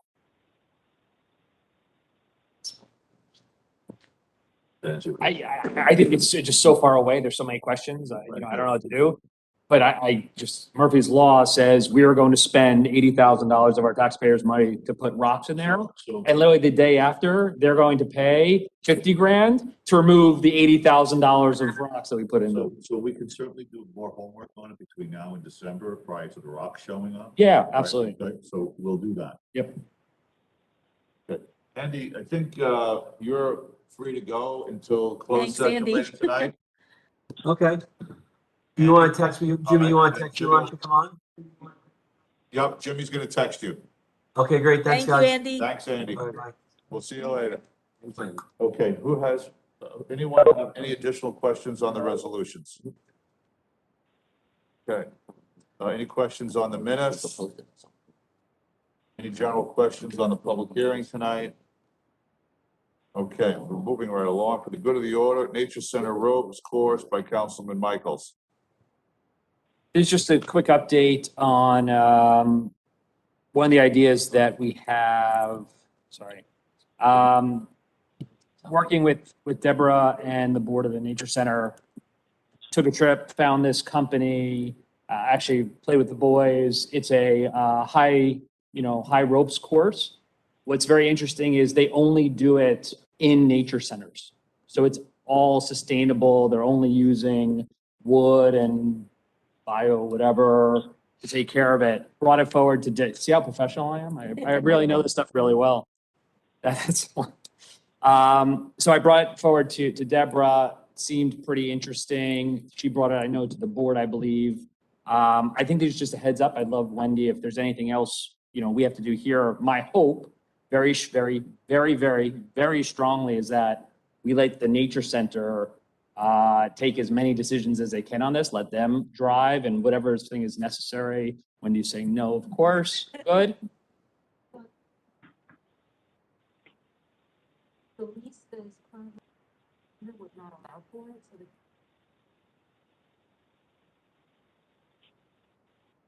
a for-profit vendor to utilize the nature center. We then would need to go to the state for what's called the community. To the Fed service as well, because of the this is an easier process, but they are two different. They've also included public hearings, et cetera. So it's definitely the council. So let me make it easier for us. If this is something that's important to Deborah and the Nature Center, let her come to us and ask us to start that process. I'm bringing it to the council's attention as something that. Adam, the Nature Center board met, they loved this idea, absolutely loved it. It was voted to ask permission, and that was my question. Wendy, didn't our council give permission to the Nature Center to start this process? Because I thought we did vote on that we gave permission for them to allow the for-profit. No. We did not, I okay. have advised the council of the past, We that never took there action. was a process to it, Right, and the Nature okay. Center had an approach to move forward with it. So why don't we have Deborah come here and give us a little, right? I'm meeting Excellent with presentation. I'm meeting with Deborah on Monday on the Fisher's Pond walkthrough, so we'll. Maybe we can get her here in December. Move it along. Whatever the Nature Center wants. All right, Highland Park bench approval, Councilman Michaels. It's just, I think, just a huge thank you to Susan and Mike for finding, this is something that's already in the budget, already been approved. I think we're making progress. I think the so what that I would actually say here is that from a number of things that we've been working on, I think there is a real need. What we're doing is we're putting a lot of onus on all the departments to become procurement specialists. So Mike is spending time and Susan is spending time on sourcing products when it's very common, both in government and actually probably more in government and in private, to have sort of a purchasing specialist that does this and does this for a living. So what I'll be bringing forward to the budgeting process is the need for this purchasing assistant. It's gonna actually make everything go a lot faster. So it's not gonna be surprising for our residents to know how difficult it is to actually get anything accomplished in government. We actually make it slower. We find out in January and February that we finally approve something in the budget. And it's now, November, and I'm still banging my head against the wall to get something that's already been approved. So huge thank you to Susan and Mike for shepherding this through, but we definitely need this purchasing assistant come budget time. It's gonna make it easier for everybody. Yes, Lauren. I have a question on the benches that have been discussed here. They're the ones you sit on, yes. They're beautiful, and I'm excited to have new benches in Tyler, so just, I'm in support. Is it possible that either we don't order the full amount so that we can meet the budgetary amount that we? Susan actually has that taken care of. We It's all figured been out how to figured do out. that. So Okay, yes. that's excellent. Yep. Okay, then great, then I'm excited for new benches to sit on. Cool, thank you. And my second thing is, isn't Kathy McClure, the part-time purchasing assistant for Susan? I think we assign her to that task. Whatever you guys think is, I'll leave No, I that think to- she is that Go now. ahead, Jim. Yeah, I'm assuming that's to the Adams point of Councilman Michael's point for a purchasing assistant. Something that would require more hours potentially. So that would be a discussion in future meetings, budget meetings. Budget. So, hello? Winter Wonderland, excuse me, basketball pole lighting, Councilman Mike. I don't know if there's, I think Jimmy and I spoke offline. I don't know if there's anything. Yeah, yes, actually on the 22nd or 23rd, the vendor is coming out and to do a walkthrough, a site visit with Mike on location and to get a quote and to get a proposal. So that's pretty much sort of the first step in the process, but we know we're able to go with this vendor. So once we get his proposal. And this continues just to be my frustration. Again, this was literally budgeted in Yeah. April.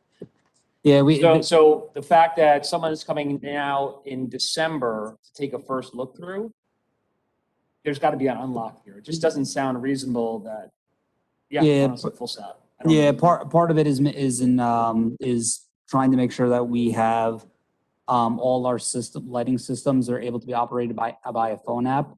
We were trying to deal with the same provider and same vendor. So Let's just see what we can do. Let's think back again. Absolutely. It shouldn't take 9 months to do nothing. We don't need to go. I'm sorry. Well, do we need to go out to bid for this, or we can just go with an approved vendor? For the pole lighting, no, it would be under a co-op. It would be a national co-op, so in the near future, probably in December, depending on when we get quotes, December, January, there will be action that has to be taken by the council, because it is a national co-op, not based in New Jersey, even though we've used this national co-op before. There are a little bit of different rules and regulations to use them. So, but there's no bidding, but there's some approvals still needed. There are no New Jersey based co-ops? Not that would include the one that would be useful for make all of our lighting systems seamless all in one. So this is the preferred vendor, and to purchase it in compliance with all the rules and regulations, this would be the best way forward. Okay, next item, Winter Wonderland, Councilman Michaels. Yeah, no, this is a great one. Hopefully everyone's very excited. I see Michelle Ross from the Downtown Committee here tonight. Thank you.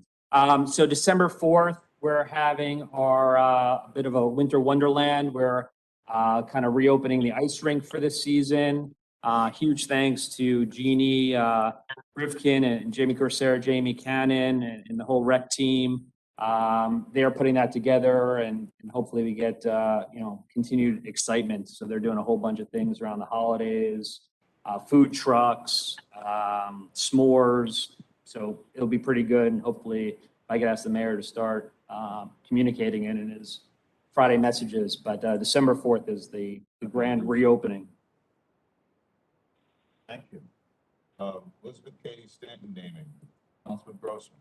Yeah, normally I would have put this under committee report, but actually this is more of a discussion item. So the HPC has been trying to figure out where or what to name in honor of Elizabeth Katie Stanton. And I just wanted to float that they're leaning towards, and we'll probably be making a recommendation to the council to rename the Tenafly train station, the Elizabeth Katie Stanton Rail Station. So I told them during the last meeting that I would kind of floated out here if anybody had thoughts one way or the other, so that when they make their recommendation, they know whether or not they're spending their time wisely. So Is if this, anybody, this is like the Cafe Angelique, what's the train? well, the train station is the Tenafly train station. It would still Cafe Angelique at the Elizabeth Cady Stanton train station or rail station. But, you know, this goes back to Aki, who had come here and talked about ideas and kicked around, and this is where the HPC is heading, but of course, they can only make recommendations. So I did want to float it out here if anybody had thoughts one way or the other, because the station has no real name. Councilman Grossman, are you also looking to avoid possible issues with regards to the pool property? I know because that was also floated and you'd rather just kind of have a place that you have a better sense of its direction, is that? So, yeah, the feeling, there was a lot of discussion about the pool property and many other properties in town that the town owns that don't really have names of any significance. And the thinking was that Elizabeth K. Stanton used that station frequently to go into New York. She used it with her good buddy who she co-wrote a lot of material with, and so spent a lot of time in front of the station, at the station. And if, as we've talked about in the past, we ever want to have a statue, it would kind of be appropriate at or near or across from the train station, especially if it had her name. So there's been a lot of discussion of this. In full disclosure, with any historic figure, there's always controversy. There isn't a single historic figure who doesn't have some controversy. I'm sure she does have some in terms of, she did have frustration when African-American males were given the vote after suffragettes had helped get the vote and then they didn't get it. She expressed that frustration. It's a tenor of the times. Look, we have a street named for Thomas Jefferson who owned slaves. So I think that's the least of it. I just a sense of if this would be an appropriate place to put her name and kind of have it as a standout in town. I'm just asking for input. Jeff, I know you and I spoke about this. I absolutely support this idea. I love it. Elizabeth Cady Stanton really does need to be part of Tenafly and Tenafly's history and Tenafly's infrastructure. It is an appropriate building because she actually physically used it. And we know she did a ton of her suffrage work from it. So thank you for recognizing that. I'm all in support of this. All right, so I can take that one comment. Any other thoughts?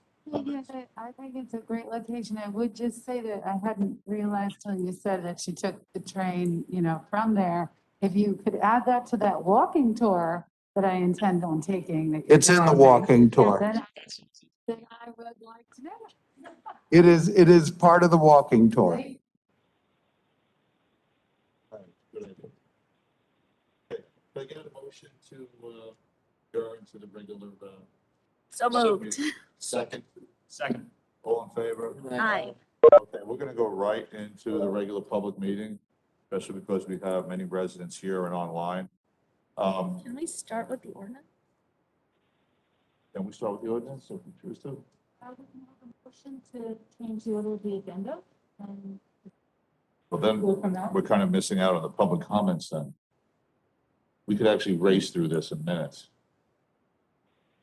And we have no, we'll skip the committee reports, we'll reorganize those, Okay. right? Okay. In compliance with the Open Public Meetings Act, PL 1975, Chapter 231, the notice requirements have been satisfied. The meeting dates for the year are confirmed at the annual meeting, are posted on the public bulletin board in the lobby of the Municipal Center and published in the record within the first 10 days of the new year. Salute to the flag.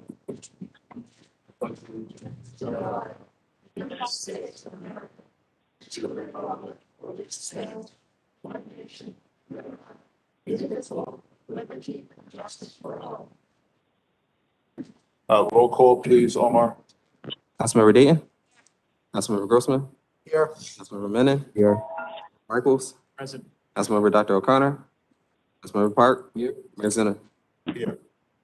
Could I get a motion to approve the minutes of October 19th, 2021 regular meeting? So moved. Have a second? Second. Aye. Omar? Aye. Voice vote. A voice vote, all in favor? Aye. Any opposed? Okay, public comment time? On the ordinance, yes? No, no. Oh. No. Any public comment? We're just about there. Any public comment? Go ahead. Come up. Change to the parking for residential parking. Would you involve the business owners also, please? Sure, we'll involve the whole community on that, actually, but thank you.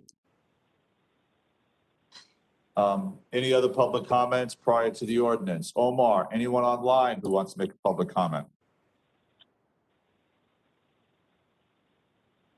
No hands, Mayor. No hands, okay. Public comment is closed. I have a motion to approve. Excuse me, Counselor, are there any revisions to the agenda? There are none. Okay, thank you. All right, could I have a motion to approve the consent agenda? So moved. Could I have a second? Second. Omar, please call the roll. Councilmember Dayton. Yes. Councilmember Grossman. Yes. Councilmember Menon. Yes. Councilmember Michaels. Yes. Councilmember Dr. O'Connor. Councilmember Park. Yes. Okay, next we're going to have public, we're gonna move to the, what is it, land development, hold on a second. Yeah.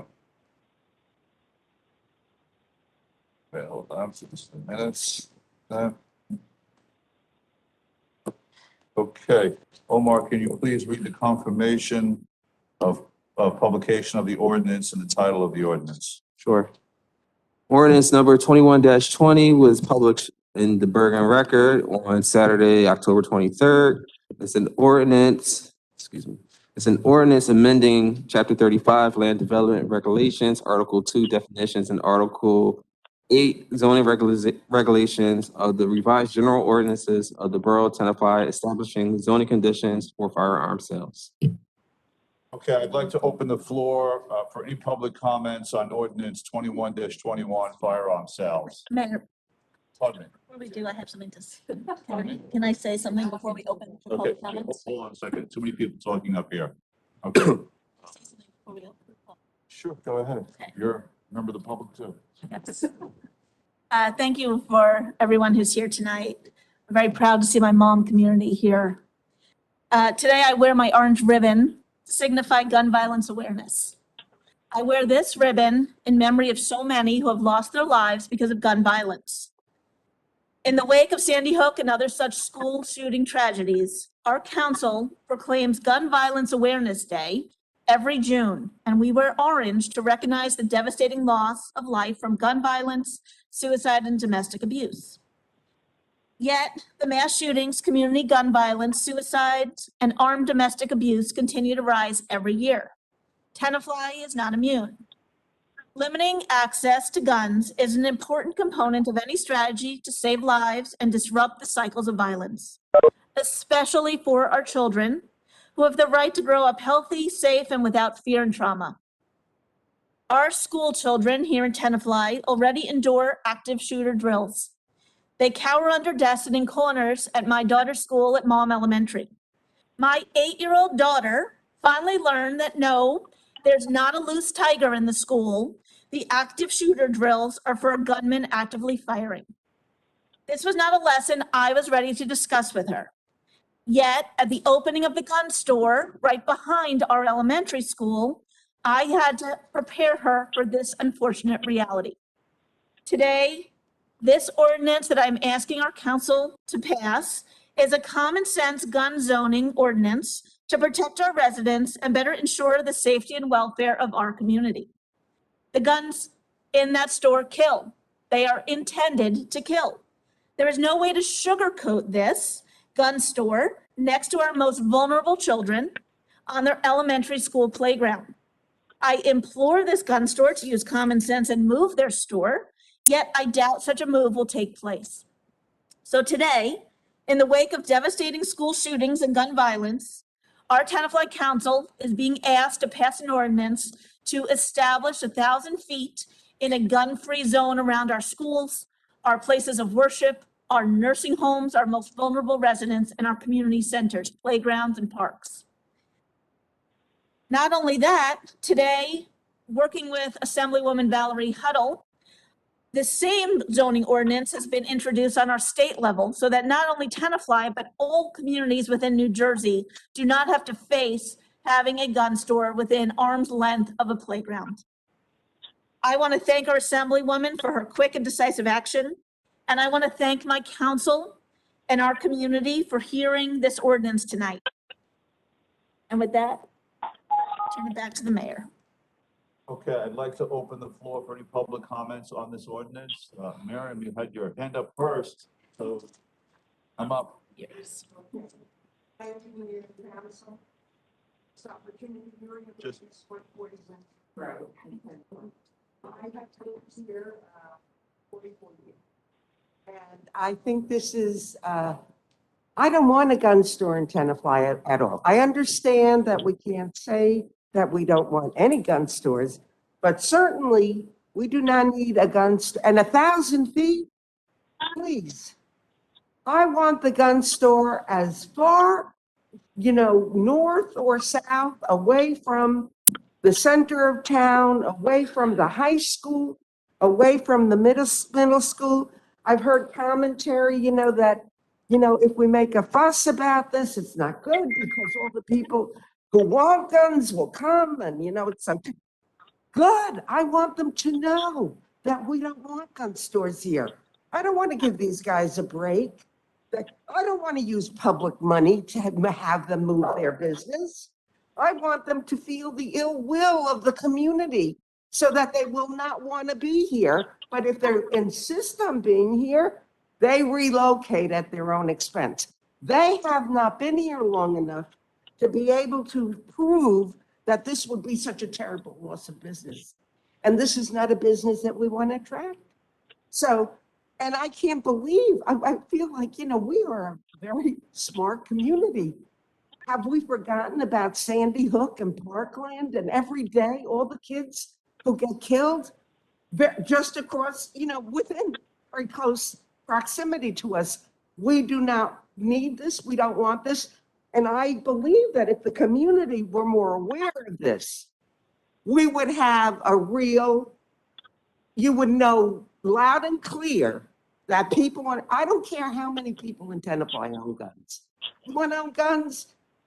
That's fine. That's their business. The lockbox thing, somebody said, well, we could insist they have their gun in a lockbox. First of all, it's unenforceable. What are we going to do? Knock on the door, we want to see if you have a lock. It's like crazy. But we just don't want it. We don't want it. Even if the people who own the guns are really responsible and blah, blah. We adolescents, that's a stage of life where, a lot of people aren't thinking well. And we just don't want to have guns available at all in, any kind of access. I do not want to encourage people in Tenafly to have guns in their home. If they make that decision, of course, that's, they have that right. But certainly I don't want to do anything to make that easier. Thank you. Thank you, Mary. Thank you. Who would like to speak next? Yes, please. Please state your name and your address, please. We could hear you. My name is Linda Heitner. I live at 126 Magnolia Avenue. My home is directly across the street from Mom's School. Daughter attends 5th grade. So I'm here both as a mom parent and a mom neighbor. Our neighborhood is filled with daily school activity, friendly families, and lots of dog walking. Most of our kids are able to walk to school, walk to town, and now we can easily walk to our local gun store.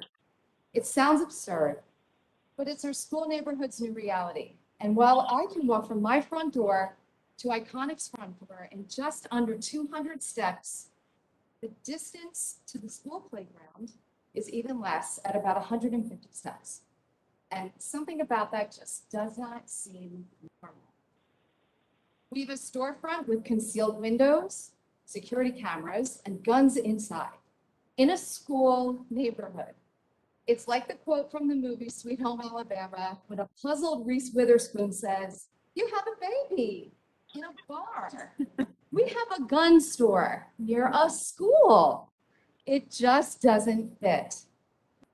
And although this business has every right to operate, the proximity to our elementary school is too close for comfort.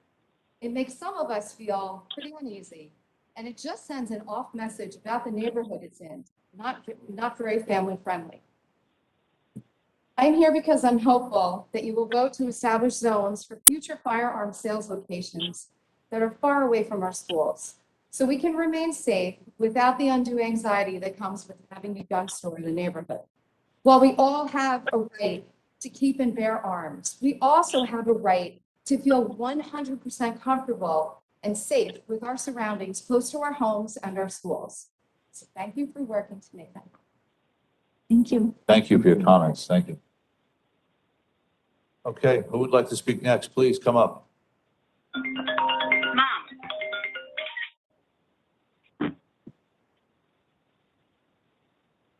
Lau, 65 Hillside Avenue. So as a parent and a reasonable person, I was horrified to hear that a gun store opened feet from my daughter's school. It shouldn't happen anywhere, but that happened in Tenafly and in New Jersey, a state with some of the toughest gun laws in the country, is truly remarkable. The town council missed a huge opportunity to proactively address this situation when Lauren Dayton introduced the zoning ordinance a few years ago, but I hope the council does the right thing today. Better late than never. I also urge everyone to call and email our current and future state assembly people and senators to voice their support for the legislation introduced today by Valerie that Lauren just told us about. It must pass, and it must pass swiftly. All reasonable people can agree that gun stores have no place near schools, playgrounds, and anywhere else children gather. Next, I want to say shame on the realtor for leasing the space to the gun store in the first place. They clearly value commission over community. They cannot claim to be invested in and know Tenafly if they didn't anticipate the backlash, or even worse, they didn't care. They failed both Tenafly and their client. Finally, I'm cautiously optimistic to hear that the owners of Iconic are open to moving to a new location. Can the council share the specific steps, responsible parties, and timeframe to find a new location? This should be a standing agenda item at council meetings until the store is physically relocated. Thanks. Thank you. Thank you. Yes, who would like to speak next? Yeah, you go together. Yes, come up. Extra credit. Hello, my name is Christina Hart. I'm at 55 Hillside. Audrey Kent, 34 Nelson Place. We want to extend our thanks to the entire council for your efforts here tonight. As the Mom Elementary HSA co-presidents, we wanted to extend our thanks especially to the council and to Lauren Dayton for her work on this issue. We thank the mayor for his efforts to work with the Iconic store owner on finding a reasonable solution to move the store to a safer distance from our school. Our school community, Mom specifically, has been through so much over the past few years. We, as the co-presidents, have fielded the concern over the proximity of this store to the playground of our school. Our families can no longer find safety in knowing our children play less than 800 feet from where firearms are sold. And while we know that the store has the highest form of security, we cannot turn away from the statistics around gun stores and what they bring to the communities that frequent them. We implore our council to work hard to move this store's location and do anything and everything to not only keep our children safe, but our community as well. Thank you. Thank you. Any other members of the public here that would like to speak? Wait. Christine Everett, 39 Leroy, and I'm speaking as a parent raised by children in an atmosphere where guns were a real concern. I'm very, very happy to be in a state that has the toughest laws in the country. I spent a lot of work making sure that the parents of the children my kids played with did not have guns in the house. The danger doesn't come from a secure gun store. The danger to children comes from the parent who is carelessly storing his gun. This drive to identify every possible business that we might not like today, segregate it out as, oh, we will protect the community by giving special rules. I really don't see what difference it makes. I can't picture somebody in New Jersey law walking into a gun store and then walking across to the playground. It just, I can't imagine the store owner picking up on problems with fire, that the background checks would allow that. Your problems are with the guns at the parents' home. Whether you make it 1,000 feet and 200 feet or 5 miles, somebody wants to walk into a playground because they're mad at somebody's parent. They're going to shoot up at the playground where the gun store is, does not make a difference. And I think we are not focusing on where the gun is. Okay, Omar, do we see, we're gonna open up, oh, I'm sorry, See go more ahead. hands in the audience.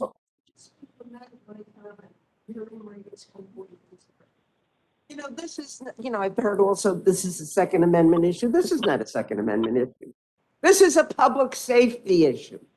We don't want guns in Tenafly, and we don't want to do anything to make that easier. Yes, we can't say, no, we can't have in a store here, anywhere. And I agree that it's a problem with the parents who don't keep the guns where, you know. But nevertheless, we have to make every effort to make this as difficult as possible. And I do have to say, public awareness about this has been, you know, really terrible. People at least have to know what's happening in their community. They have to at least be given the opportunity to express their disapproval or approval or whatever, but they have to know. Thank you. Thank you, Miriam. Say one thing? Sure, go ahead, because we have to move on to the public that's online. Okay, no, correct me if I'm wrong, but with this ordinance, that's, so what Miriam was just talking about is this idea that it would now, because none of us were aware, that now changing the rule, that it would have to be making us aware of it, going to the planning board by getting conditional use, like that is That's something we're correct. trying It's to a correct. conditional use, correct. Omar, are there members of the public out there on WebEx or Zoom, whatever we're on? I see no hands raised, Okay, Mayor. members of the public online, does anyone like to speak or add comments? Please raise your hand or speak up, please. No? Okay, I'm going to close public comment on this ordinance. Council President Dayton, would you like to make the motion, please? I move to pass and adopt on second and final reading ordinance 2121, and that notice of same shall be published according to law. Could I have a second, please? Second. Okay, Omar, can you please conduct a roll call? Councilmember Dayton, Yes. Councilmember Grossman, Yes. Councilmember Menon, Yes. Councilmember Michaels, Yes. Councilmember Dr. O'Connor, Yeah. Councilmember Park. Yes. I just want to say thank you to my council for swift and decisive action here on creating the zone. And I hope that as we continue to face these issues, we do so with the same speed that we have done today. Thank you, everyone. All right. So in the audience, that passed.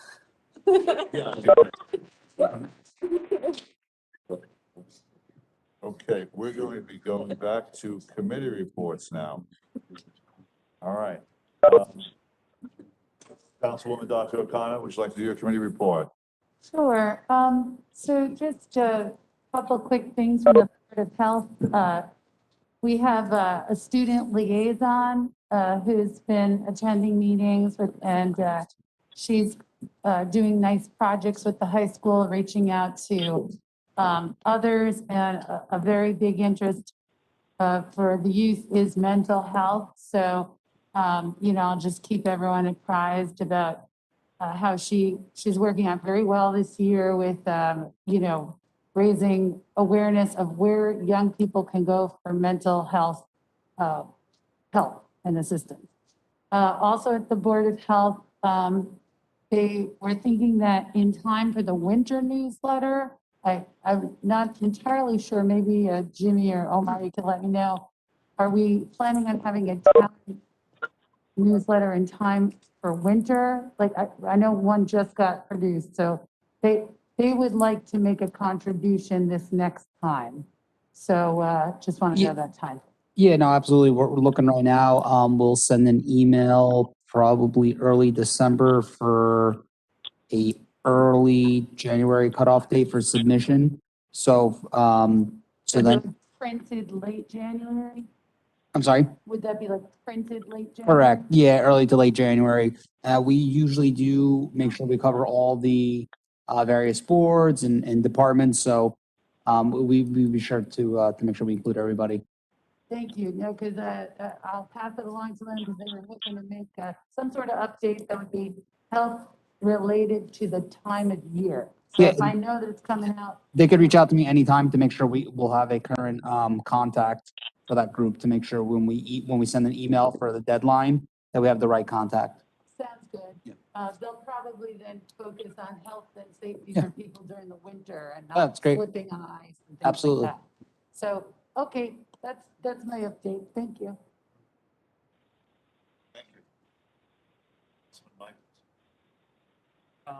We had a good rec board meeting, great fall season and upcoming winter season. Had a great, huge thank you to the rec department and the police department. We had more than 400 residents attend the Halloween event, which was great. And then also just, again, you guys know it's all about action for me. We had a rec board meeting. The rec board brought forward 3 specific things that they needed help with, and huge thanks to Jimmy and to Mike. Literally got them done within a week. So Great. fixed the flagpole, put a flag up on that flagpole, fixed the turf, and then fixed the tree and some other stuff. So just very passionate about just singles. We get things done. So huge thank you to Jimmy and Mike on that. Downtown committee had our meeting as well, spoke about the Winter Wonderland, which I already spoke to you about. Also, this coming Monday, November 15th, the Downtown Revitalization Subcommittee will be hearing from our planners on their recommendations. This was after all the focus groups, all the public sessions, and that will come to the full council on December 7th. So very excited to hear their recommendations. That's all I got. Thank you. Mayor, can I add one more thing? I apologize, super quick. Just the Environmental Commission was cross-promoting something you had on your mayor's announcement about tomorrow. The Tenafly Library Friends are sponsoring an environmental educator for an interactive Zoom. And I just want to remind everyone it's Wednesday and she's going to talk about climate and just wanted to encourage people to attend. Good, thank you. Councilor Menon, please. So with Christina Brown in the audience, I'll say that there was absolutely no meeting of the Chamber of Commerce, but there were a couple of items that were mentioned by email. The Tenafly New Jersey Chamber is proud to sponsor a holiday parade on December 2nd at 6 p.m. Meeting at Oresco Oval and marching behind the fire truck and celebrating in Hyler Park. Did I get that right? And hot chocolate and cookies. And do you need people to help serve, or is that for the business community?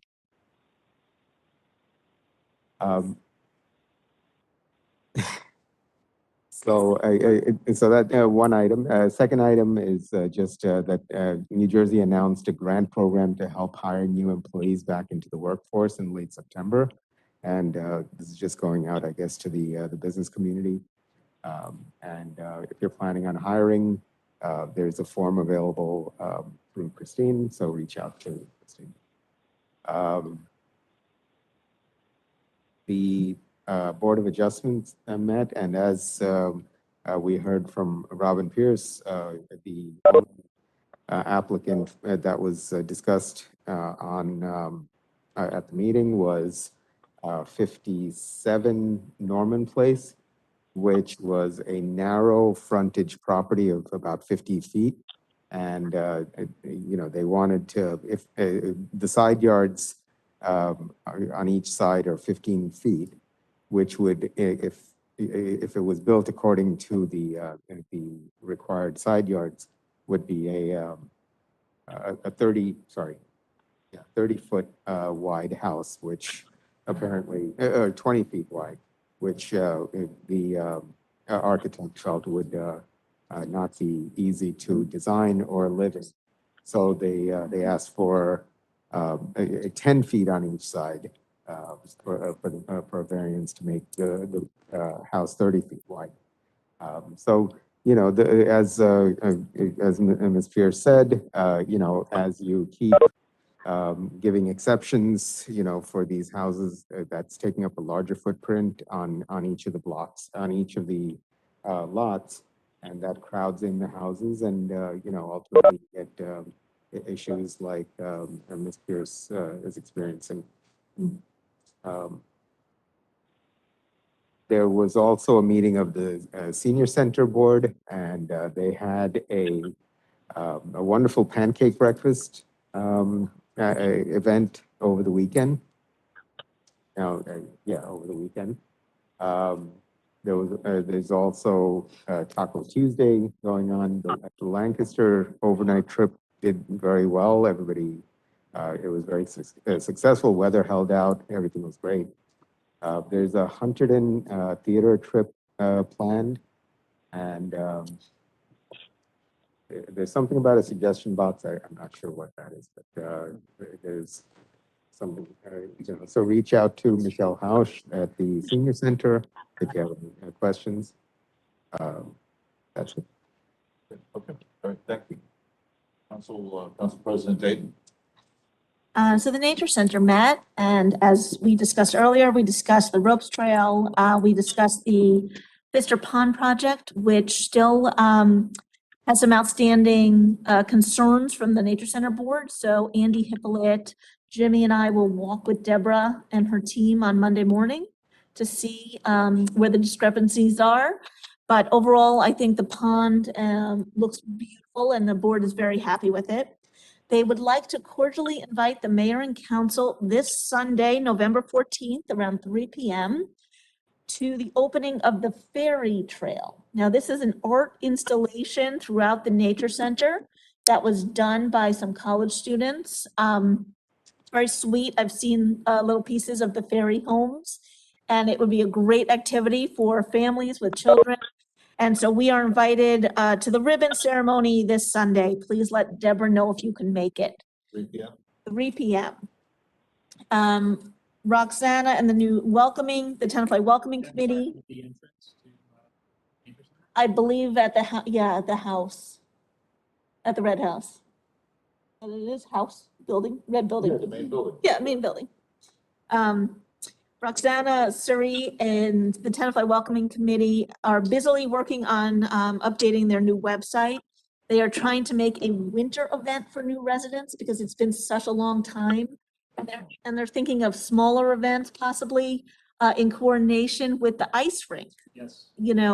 I think they believe they reached out to you guys. Yeah. And so maybe a new resident skate type idea, winter skate without cocoa. So they're working on that. And the senior services is meeting tomorrow. And that's all I have. If I can just. Yeah, I forgot. If there are other groups, so I know that Jamie is working with some of the HSAs, they're gonna have a fall event or this event. If there are other groups that you think could take advantage of the ice rink, feel free to let us know, but the welcome potential on the sheet. You doing birthday parties? We can do birthday parties, whatever the town wants. Again, I think the project graduation, they're gonna sell s'mores to make money for Cute. the graduation. Okay. Councilman Gross?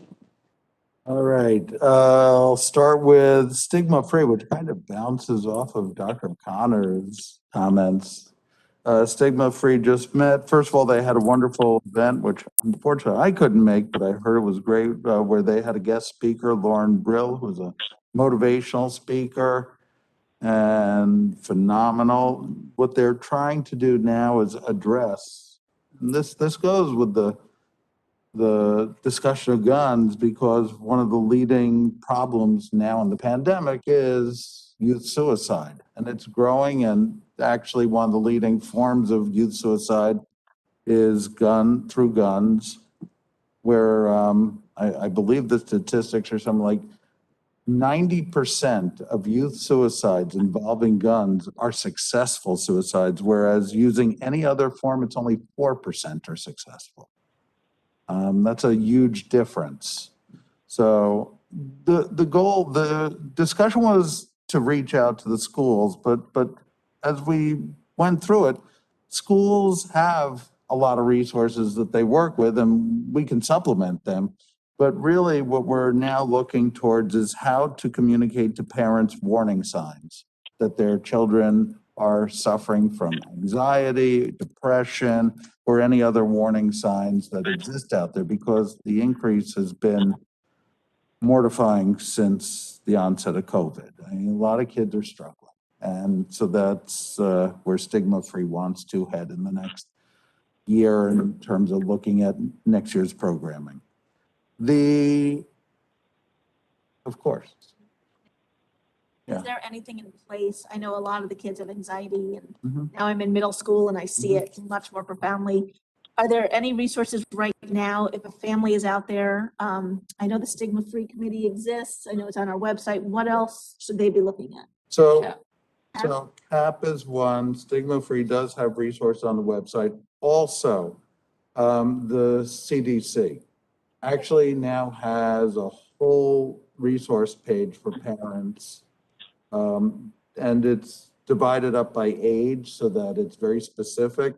It also suggests activities. It suggests what parents should look for.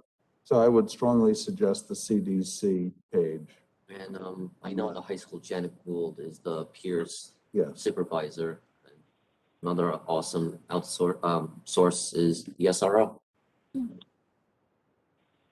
So that's Stigma Free. HPC Med, I already discussed some of that, was the discussion of the train station. Their walking tour booklet is just about done. They are looking for a printer and how to distribute it.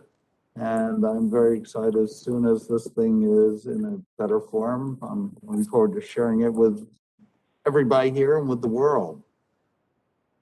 And they're also looking at what projects they want to address in 2022. So I'll hopefully be able to report more on that in the future. Planning board met. You saw the planning board's response to the ordinance that it does not contravene the master plan of Tenafly. That was the extent of their response.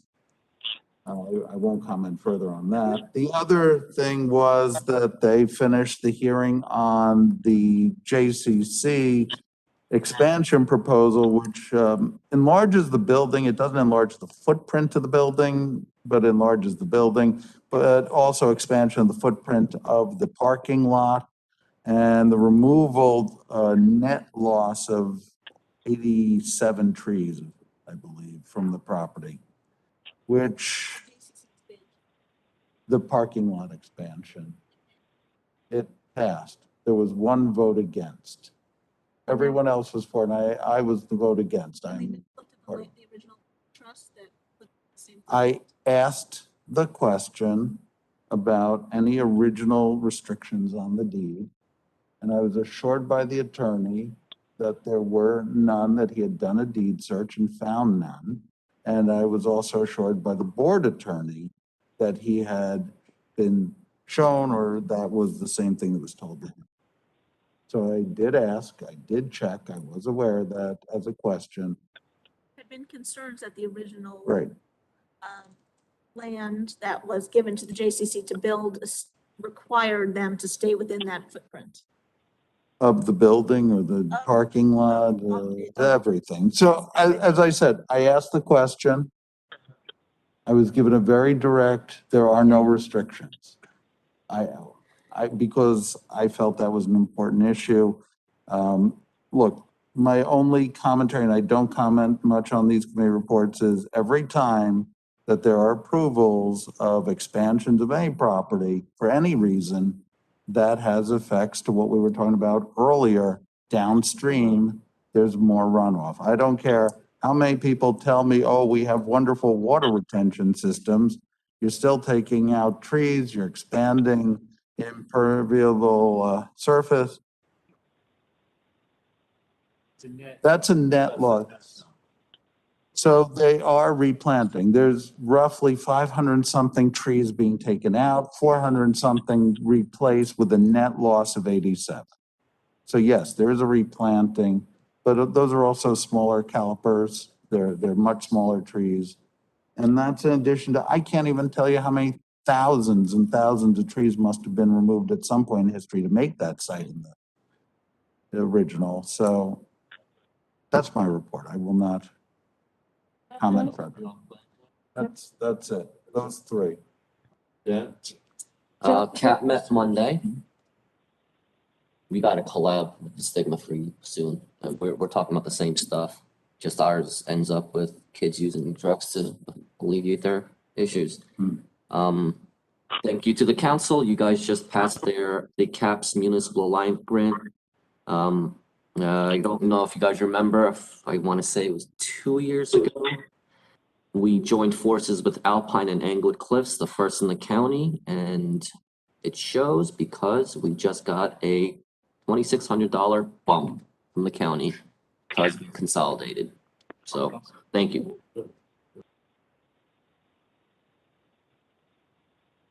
That's it.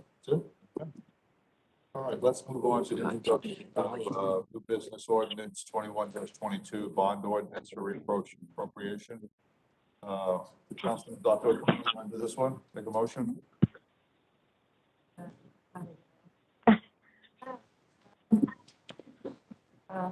Okay.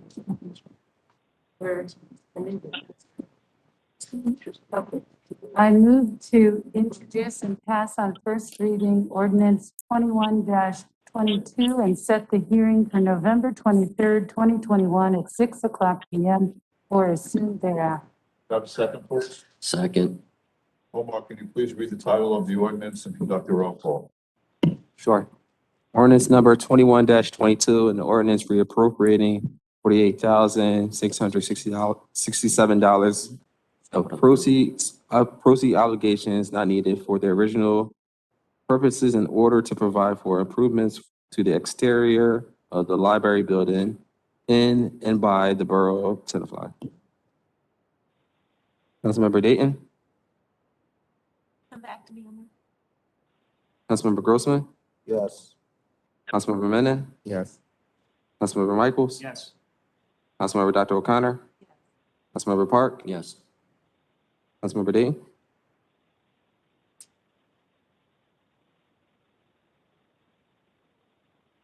Yes, because it's our building and it's the exterior, but I have to say, I wish the library, this was coming out of the library funds, but yes. Okay, thank you on that. For mayor's remarks, I'm going to remind everyone that this Thursday, November 11th is Veterans Day. This would be called Armistice Day, right, Jeff? Yes. Right. So. Why do you look to Council Grosso on all the older? Because He likes history. You read my mask? it's all about history. That's like his thing. I know, so thank you all. Okay, that's the extent of my mayor's remarks tonight. We're gonna have a closed session now. There's 4 items. We're gonna rearrange some of the order just does it make sense? Do I need to announce the order? We have a 2-minute breather, 2 minutes. Under a new order. Okay. Right, we're gonna, tell them what we're gonna do? Oh, go ahead.